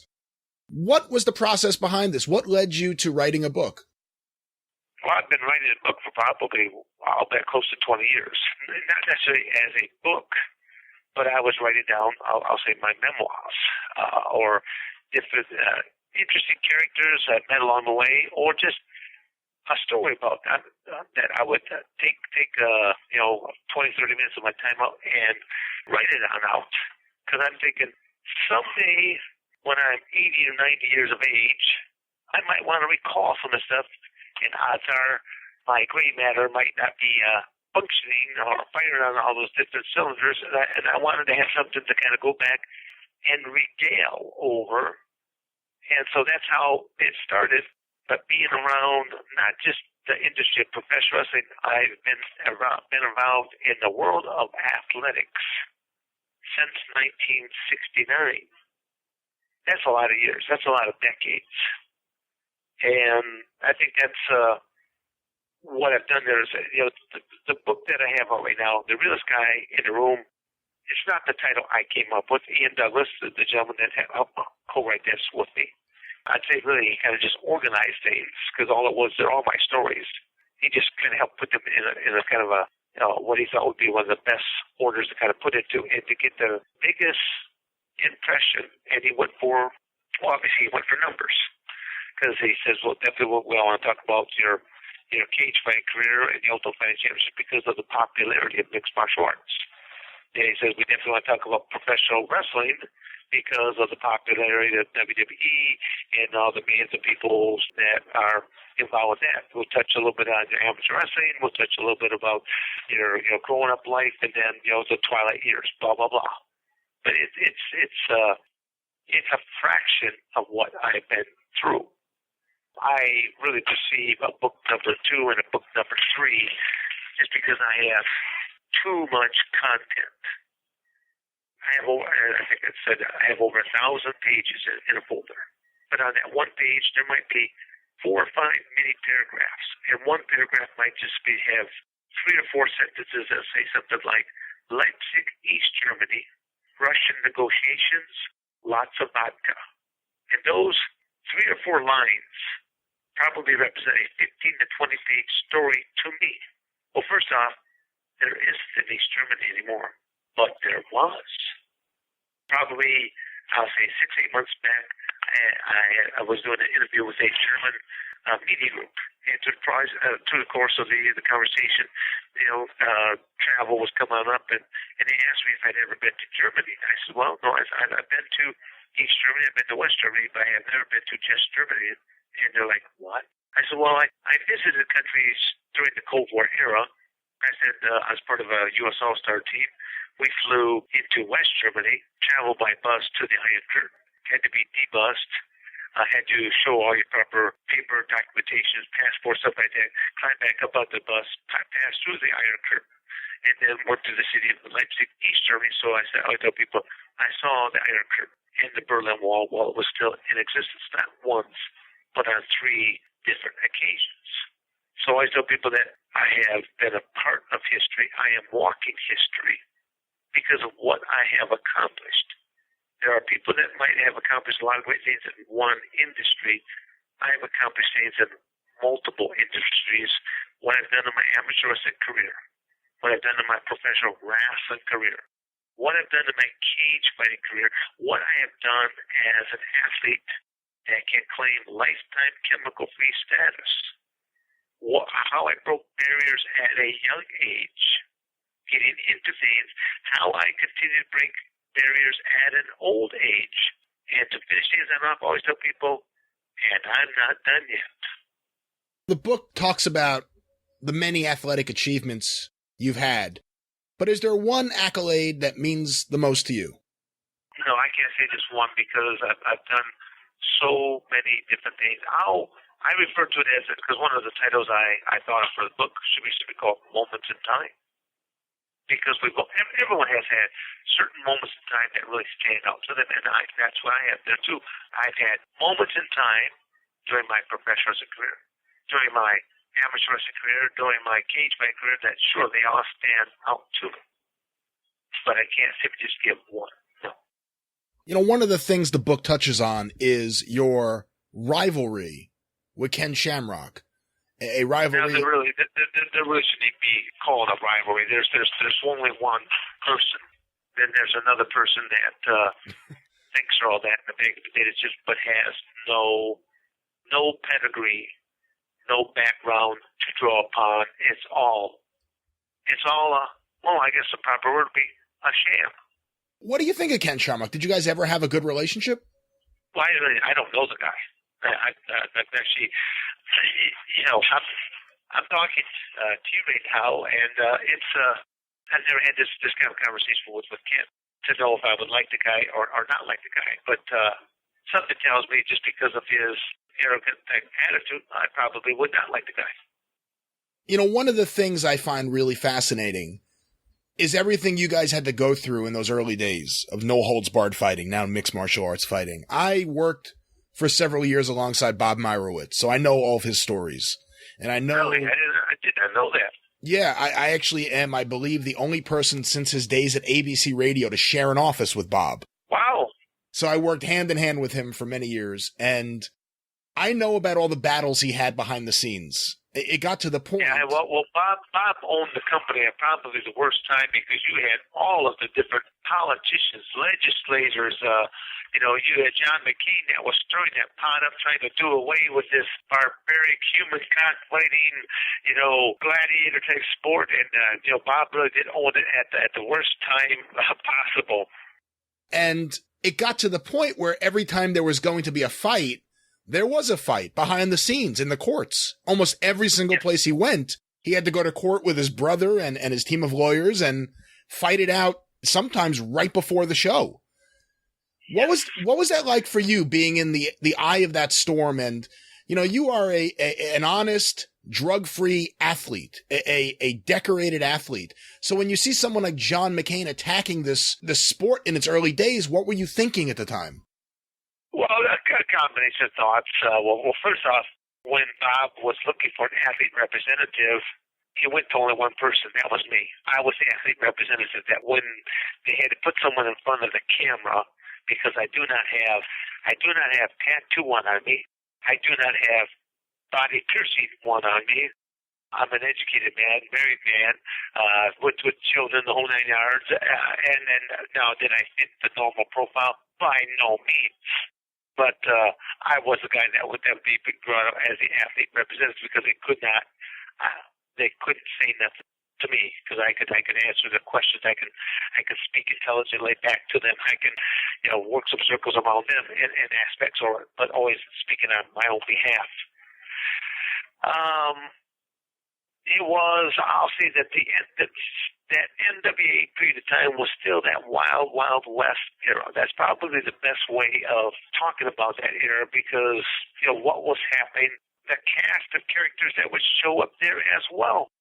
Part of your entourage that I don't care if they were your workout partners, if they were your managers, there was just as many cast of characters in that NHB time period as there was in any professional wrestling locker room.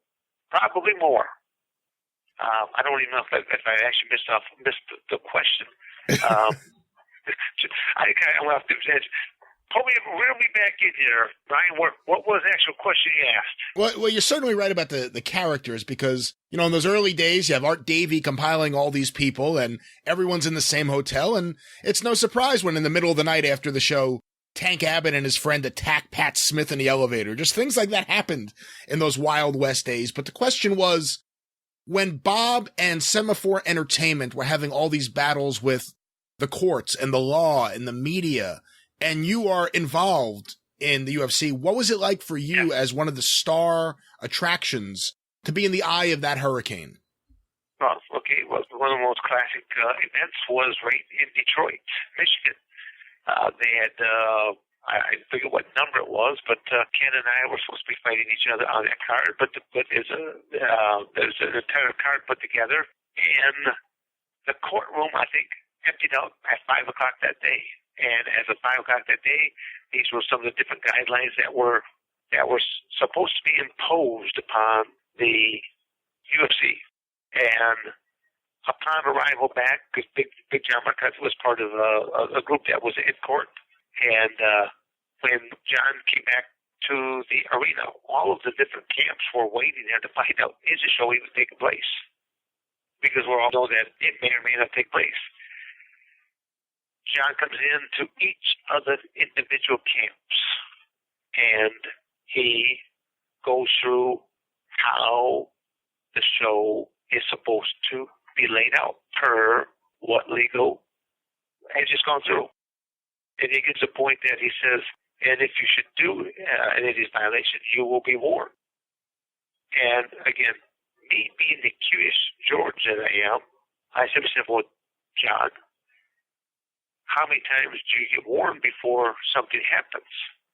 And he looks at me and goes, Severn, he says, you will be warned. He didn't answer my question. So I have always watched the first couple matches simply to find out how are the referees doing tonight. And this being, to me, no different. I'm still doing my normal type of thing here. I'm out there watching to see how are the referees doing. And in the very first match, I see Cal Worsham, I forget who he was fighting against, do multiple headbutts in a row. And I hear, warning, warning, warning. I'm seeing all these warning shots, but nothing is happening to him.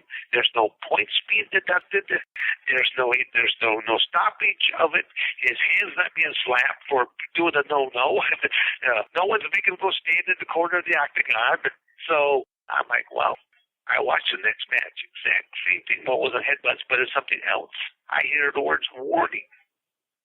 Well, let's just put it this way. After watching a couple of these matches, I'm like, game on. I'm not going to change mine. I see what's happening. Game on. So it did not affect me at all. I just knew that, well, something tells me that the UFC might not be asked to come back anytime soon. That show you mentioned, UFC 9 in Detroit, where it was going to be you against Ken Shamrock for the Super Fight Championship, I believe. Yes. I think that was the one where right before the show went on the air, Bob was told by the courts that there couldn't be any punching. And when he told Ken Shamrock that, he went, as it was put to me by people who were in the room, Shamrock went insane. And it was almost as if he wanted to fight everyone there amongst the executives, thinking they somehow did it, but it was actually the court system. It was every place you went, the authorities would have different rules they put into place and different ways of jumping in the process and stopping the free flow of fighting. I mean, it happened in Puerto Rico. It happened when you guys had the show in I think it was going to be in Albany or Buffalo. I think maybe, yeah, there was actually one show that ended up getting shut down altogether, and everything had to be moved from one location to the next. And that was probably one of the craziest things to know that the show would be delayed by a day, and we're being shipped from one state to another venue, and there's no crowd there whatsoever, to the point that they realized we just had to let the Silver Entertainment Group had to let people in, just to have people in the stands. Yeah. It was just such a crazy. Yeah, you got to feel sorry for Bob in the sense that he owned the company at the worst time possible because of all the stuff that was. It's tough enough to put on a show of that magnitude, but the fact that he's got to fight multiple battles on top of that, you got to give the man credit. That show specifically, I think, is a great encapsulation of the battle, because here you go, you're going to have this big UFC show on pay-per-view in upstate New York, and the day before the show, almost at midnight, you have to load up onto a giant plane, the Octagon, all the fighters, all the entourage, all the executives, and you have to fly to Dothan, Alabama, nowhere near the original location, and you have to stage a live pay-per-view event the next day, and you have to get a crowd in the arena. I mean, it's an incredibly daunting task to try to pull that out, and somehow they did. I mean, the event went off, and it was another memorable event. The sheer fact that it actually took place. Yeah. That's a credit to everyone. For you, debuting at UFC 4, you brought amateur wrestling into the UFC. I mean, you brought amateur wrestling into what would be mixed martial arts. What was it like for you when you start seeing other amateur wrestlers enter the fray, when you see Don Fry and Mark Coleman and so many others come in and you were the first one? Is there a sense of pride at all that you started the run of amateur wrestlers into mixed martial arts? Oh, no, huge sense of pride, because, I mean, I'm credited time and time again as being the guy that has unleashed the floodgates of amateur wrestlers that invade this sport. And even when you look at the hardcore fact that 9 out of the top 10 guys per weight class, what are their original roots? Their original roots are they are a high caliber wrestler. But see, I wrestled in my life. I coached at Arizona State. I coached at Michigan State. So I used to referee challenge matches at weight classes. Again, this is in the sport of amateur wrestling. But I would be in there refereeing these challenge matches for weight class. And you're just going against another one of your workout partners. Well, you realize you know that workout partner in and out. It's going to be tough for you to get really the upper hand on them unless you're just that much more dominant than what they are at your weight class. And usually what would happen is there's they would get frustrated with each other because they're so closely related to each other in skill sets.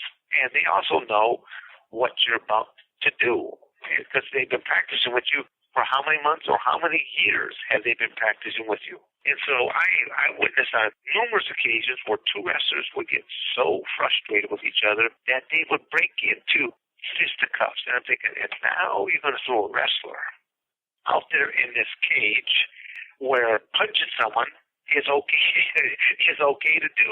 So a simple double leg takedown, and a lot of people in the position are saying, well, I'm going to pull a guard on you. And the wrestler's going, okay, then guard this. Pow! A punch right to the kisser.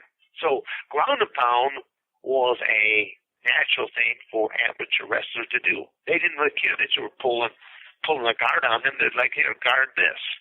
It's well, as I always say, going Donkey Kong idea at that point in time, because that was a popular video game at one point in time. But people would think, if they know about it, they say it's a pretty good scenario because that's about what you're doing, going these Donkey Kong type of punches on people. You obviously entered the UFC with a world-class pedigree as a wrestler. And those suplexes in that first UFC, I think against Anthony Macias, are still some of the most memorable suplexes I've ever seen. And it really popped the crowd. And of course, you go to the finals against Royce Gracie that night. You had the wrestling skill. At what point in your career did you feel comfortable striking? Well, a lot of people they'll just not realize that for UFC number 4, I only ever did 5 days of training. And if you actually look at my training camp, it was slapstick comedy because I was down in Lima, Ohio, with Al Snow and a couple other professional proteges in training. I'm down at Al's place because a professional wrestling ring is the closest thing that we can come to for a cage during that time era. Today, you can go into almost any community and you can find a gym with a cage or at least a section of fence, and that gym will be claiming to teach cage wall tactics. Most of those folks can't even spell cage wall tactics, so they don't conduct them. But that's how prevalent it is today. Well, professional wrestling, as I said, was the closest thing I could come to. I got Al Snow, a couple of the professional proteges, and one old pair of boxing gloves between the three of them. So Al would come out there wearing the gloves, and he'd be trying to kick, punch, and do whatever crude submissions that he could think of along the way. And here I am. All I'm doing is simply staying out of range or closing the distance, clinching them, taking them down with amateur wrestling moves, throws, and then slapping on amateur wrestling techniques, which amateur wrestling techniques are principles of leverage. Another way is to be saying they hurt. It's not because an amateur wrestler is going coochie coochie coo, you're going to roll over and start laughing and they're going to pin you. It's because that leverage induces pain. So when I'm throwing these amateur wrestling moves, knowing that they don't even have to be legit now. I can do an amateur wrestling move, turn it illegal, make you scream or squawk, and that's really my training camp. When I tell people, you find another man in the world that can train for 5 days, an hour and a half a day, never training a single legitimate punch, never training a single legitimate submission, and walk into the cage and get the same results I did. It will never happen, ever again. I was that anomaly that walked into it. I actually like to think of myself as a monkey wrench that hit the system, is what it really I am. And that kind of is brought out a little bit in the book right there, because the realest guy in the world really does not hold back too much on too many people. That's one of the things that you can say that's either one of my qualities, traits, or might be one of the things that works against me, because I'm so honest to the point that I'm brutally honest.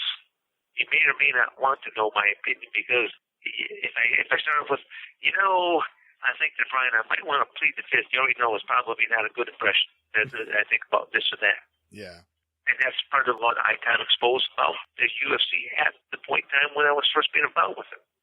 Was it a real competition? Was it slightly tainted? Was it being used as a marketing tool? Yes to all of the above. And I'm the monkey wrench that hit the system. And I got sold right away after knowing that I'm coming back. And then with me coming back, I took 32 days out of my life, and I trained to become a no-holds-barred fighter. I left my family in Coldwater, and I went out to Arizona so that I actually stayed by myself. I could not be a father to, a husband to. I was about to step into a cage and become a no-holds-barred fighter. And did it work? Oh, yeah, it worked. I was also very desensitized. I had to go through a little period of time, even on my way back, that I had to be, I'll say, reacquainted into society, because I was ready to do whatever I had to do, except for the two rules: no biting, no eye gouging. And even then, those two rules were not grounds for disqualification. No, I mean, you could ask Andy Anderson that. I think he's still trying to get his hands on Big John Hess. Yeah, well, again, that's what I said. It was pretty much carte blanche. They just really did not want you to do those two things. That's all. One of the other things your book, The Realest Guy in the Room, talks about is something we previously had mentioned a little bit, and that's your run in the World Wrestling Federation. I guess before we talk about anything else there is one area I would love to hear what you think of. As the UFC gained popularity and as the WWF was a little more desperate to try to compete with WCW, they started trying new things. And they came up with something called the Brawl For All, something universally considered a disaster. But you were involved in that. You had a fight with the Godfather on Raw. What do you remember about the Brawl For All? What was your impression when you heard about it? What you may not know there, Brian, is I was not originally asked to be in the Brawl For All at all. To educate your listeners in that, when this concept first came up, how did it come up? I had really no clue. If I was to simply guesstimate as to how it came up, I would think that a couple of the old executive cronies were probably all sitting around BSing, drinking coffee, or a couple maybe cocktails, and we're starting to talk boasters of different individuals on the roster. I think this guy's pretty darn tough right here, or no, I think this guy's really much tougher, and blah, blah, blah. And I guess that's probably how it festered into, well, let's have a contest. And we'll call it this Brawl For All. We'll get, these 20-ounce gloves, and we'll just find out who on the roster really is, a Barney Badass or something like this. So when a couple of the road agents came out there and they brought, I forget where I was at the point in time. I was on one of the WWF shows that was taking place, whatever state or city, I don't remember. But they called everybody into the locker room area. And they said that, we're going to be putting this event together called the Brawl For All, and the concept of it. And you go, but the only two guys that are not allowed to be in it is Ken Shamrock and Dan Severn. As soon as I found that out, I was like, okay, I just kind of walked out because why do I have to say this and anything else? I'm not involved with this contest here in the first place. So this Brawl For All goes on for several weeks. And then I'm back to laying in the back, just kind of resting. I'm at one of the Monday Night Raw or Tuesday night recording for Raw. And I'm just waiting around to find out, am I going to wrestle tonight? And that's what a lot of people realize. You're not always guaranteed a match. As you travel there, they have, the dry ESO. They have some of the main matches that they're trying to get, the big storylines that are leading up into these various pay-per-views. They want to make certain those matches take place. But if Stone Cold Steve Austin went a little bit over and it's kind of this promo, or if the Undertaker went a little bit longer in his match or something like this, well, basically, they would come out with the old eraser and your match is gone just like that. So I'm at whatever venue. I have one of the road agents comes up to me and says, hey, Dan, how would you like to be in the Brawl For All tonight? I go, against who and how much? They tell me Godfather. They saw the price tag. I go, done. I said, but I told him, I go, but I don't want to wear gloves. And he's like, well, you can't want to burn. I go, no. I said, that's not. I said, I will never throw a single punch, and I will show you what a real wrestler can do. But they wouldn't allow me to do that. I had to wear the gloves. Those are one of those things that is that hindsight type of a scenario. If I was to have done that over again, I would have worn the gloves out there, and as I got out there, I would have told my referee, okay, now part of the deal is take them back off. And then I would be off because, who could stop me at that point? The match is about to happen. But it's, it went just fine for me. I tied up the Godfather. I took him down multiple times. He didn't do nothing to me. I win the match. I get back. And it's basically, I'm not wearing my back through the curtain, stuff like this. See, a road agent comes up to me and goes, well, Dan, he goes, now you're out. I'm thinking, now how did that just play out? To me, it's like I made a good payday for one match. But at the same token, in my back of my mind, I'm thinking, well, cronies must have got together again and thought that the Godfather would be more at the stereotype of opponent to me. Obviously, these execs have not done their homework on me. And in retrospect, I know the answer to that is no, because otherwise they would have used me a whole lot better. I'll even say that to the point that I eventually meet Bill Goldberg years later. And I was in California somewhere. And there's several businessmen, and then there's Bill, and there's myself, and we're kind of, just two of the, I wanted to converse stuff is, Bill and I are going to get to know each other, stuff like this, and as this luncheon kind of goes on and on, he eventually reaches over across the table and just nudges me in the shoulder and goes, thanks. And I go, for what? He goes, dude, he says, I was you. He said, I watched you and what you did in the Ultimate Fighting Championship. He goes, I just mimicked what you did. And I just started laughing. I go, you did it better than me. So I guess it's kind of nice to know that at least there were some people that gave you the recognition that you deserve. And that's, I'll say, part of what that book is about. It's like, maybe I was before my time, or maybe I wasn't an arrogant enough ass for people to be remembered. Because I've always been, if you ask anyone really about me, and I'm not that to me, I just ask anyone that has actually ever been around me and known me for any kind of period of time, I am that down-to-earth, salt-of-the-earth type of an individual. More and more people would rather be around me and be associated with me because they know I'm going somewhere. As you're speaking to me today, there, Brian, I'm sitting inside my 10,000 square foot training facility here in Coldwater, Michigan. What has transpired in the last, say, 60 days, my training facility is high. It's in my top 5 list right now of things that I'm looking to really make an impact this year, and I'm way ahead of the game here right now as where I'm at. But am I still satisfied? No, because I'm a driven individual. My goals are laid out here before me of what I'm going to try to achieve. What I'm still living out of that planner. You're in my planner to conduct this interview. It's to make people really aware there are actually still some good people out there. And they are trying to make a good impression, trying to make this planet a better place for being in it.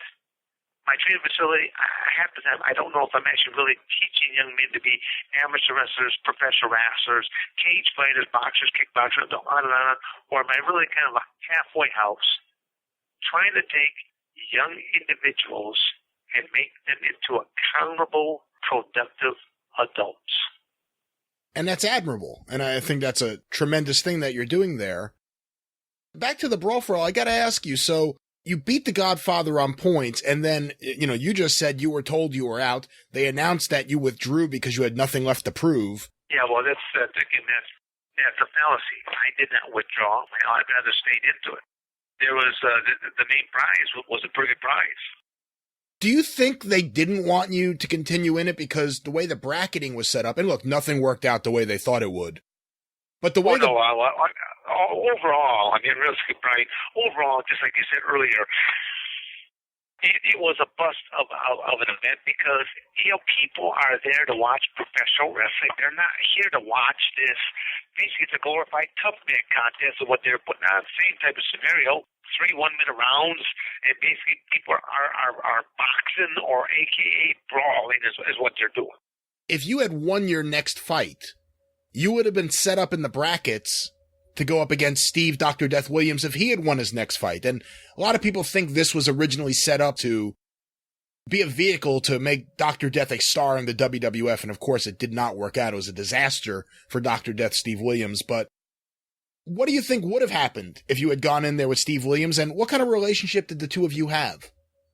Well, no, it's Dr. Death, a.k.a. Steve Williams. He was a legitimate tough guy. He played, I think, he at Oklahoma University. He was a combination football player, And when the season would come to an end, however Oklahoma was doing that year, then he would turn into being the amateur wrestler. The very first time I actually saw Steve, Arizona State was wrestling them in a home dual meet, and it was kind of ironic because here he is, as they announced him, he was still using the moniker Dr. Death even then.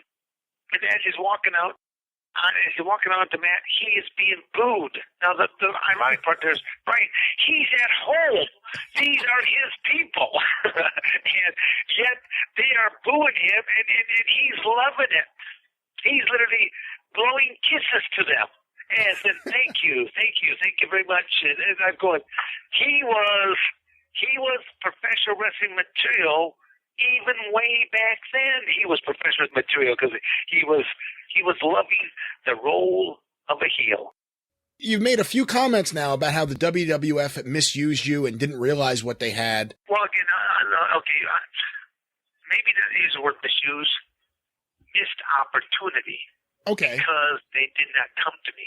That may be more appropriate. They did not know what type of person they had. They didn't know what I could do for that company. If they would have sit down and just talked to me, but then at the same token, I don't know how they conduct their business with all of their normal people. How do they conduct business with John Cena? How do they conduct the business with Stone Cold Steve Austin? How do they conduct their business with The Undertaker? Obviously, somewhere along the line, they must have talked to them, find out what kind of a person that they are. Can they trust them to do this and trust them to do that? So I don't know. I look at it as I look at it point blank there, Brian. I was somebody of true substance. I wasn't a make-believe character. I was someone of true substance that they could have utilized in a way that professional wrestling had not been able to been utilized in who knows how many years. A man of true capability.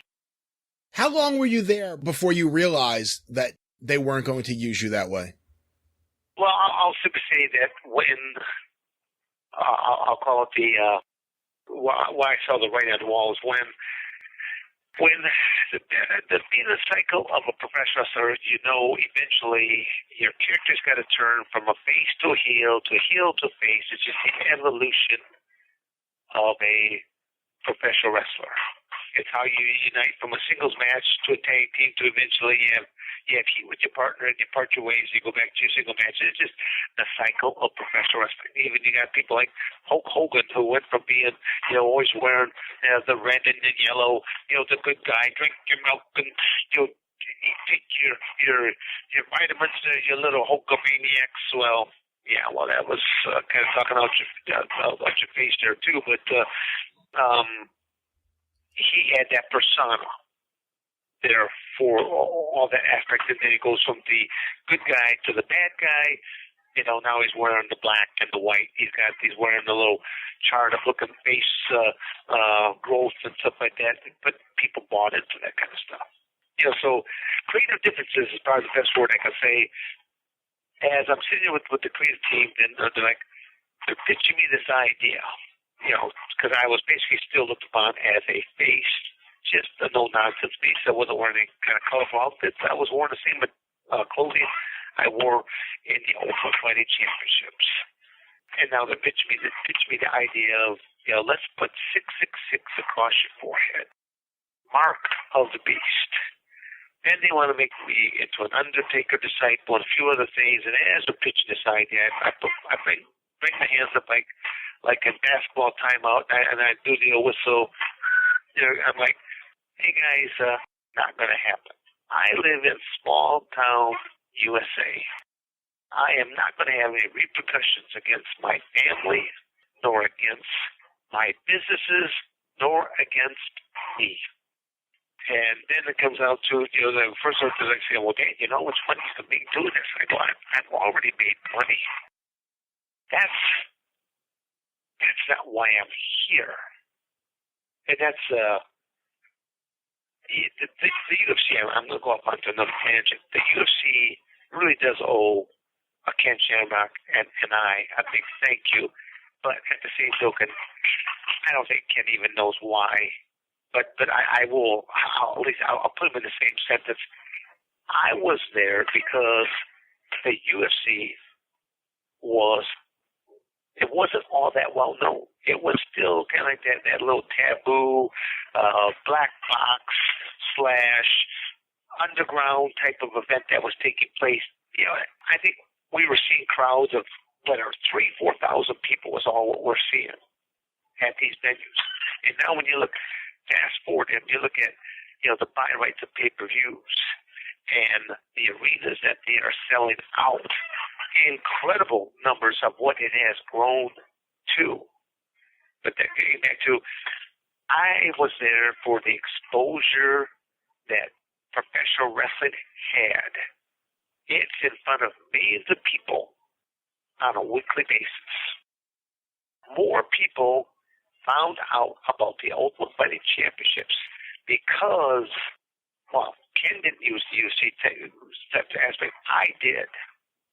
More people found out because of UFC champion Dan Severn. What NWA champion Dan Severn? What is this UFC? What is this NWA?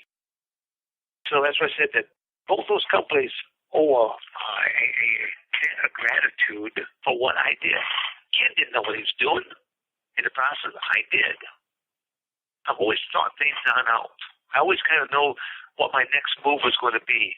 Even now, as I'm talking with you there, Brian, I know what I'm working on business-wise, what I'm going to be doing.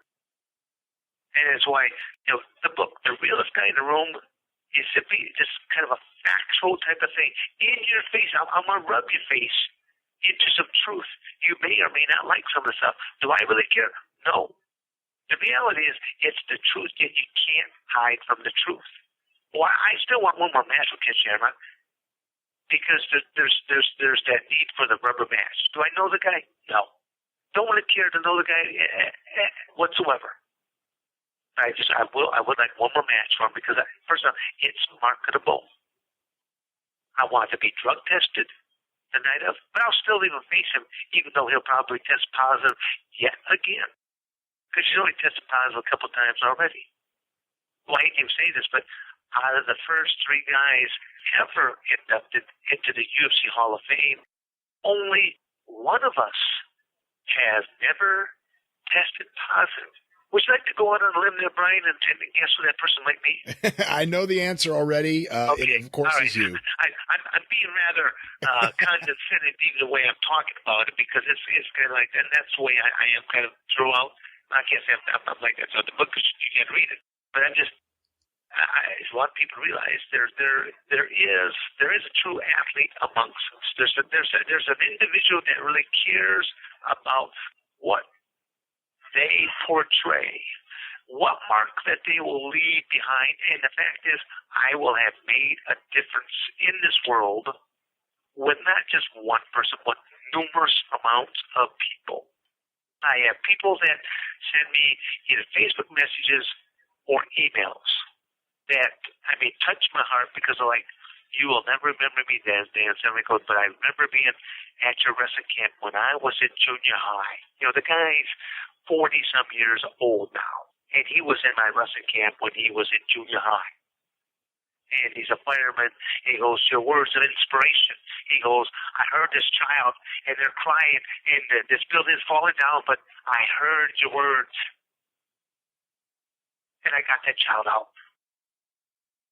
He suffered, you know, I mean, the fireman suffered third-degree burns and stuff like this, but he goes, I want you to know that as timbers are falling down around me and actually hitting him, one even dropped him to his knees. He said, I got back up. You could read about, much more of this, Dan's entire career, his childhood, the UFC, the WWF, the NWA, and everything in between in the new book, The Realest Guy in the Room, The Life and Times of Dan Severn.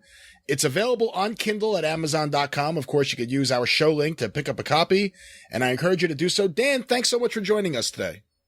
Brian, thank you for having me. The last thing I'd like to say, if you want to know more about this character known as the Beast, go to my website at dansevern.com.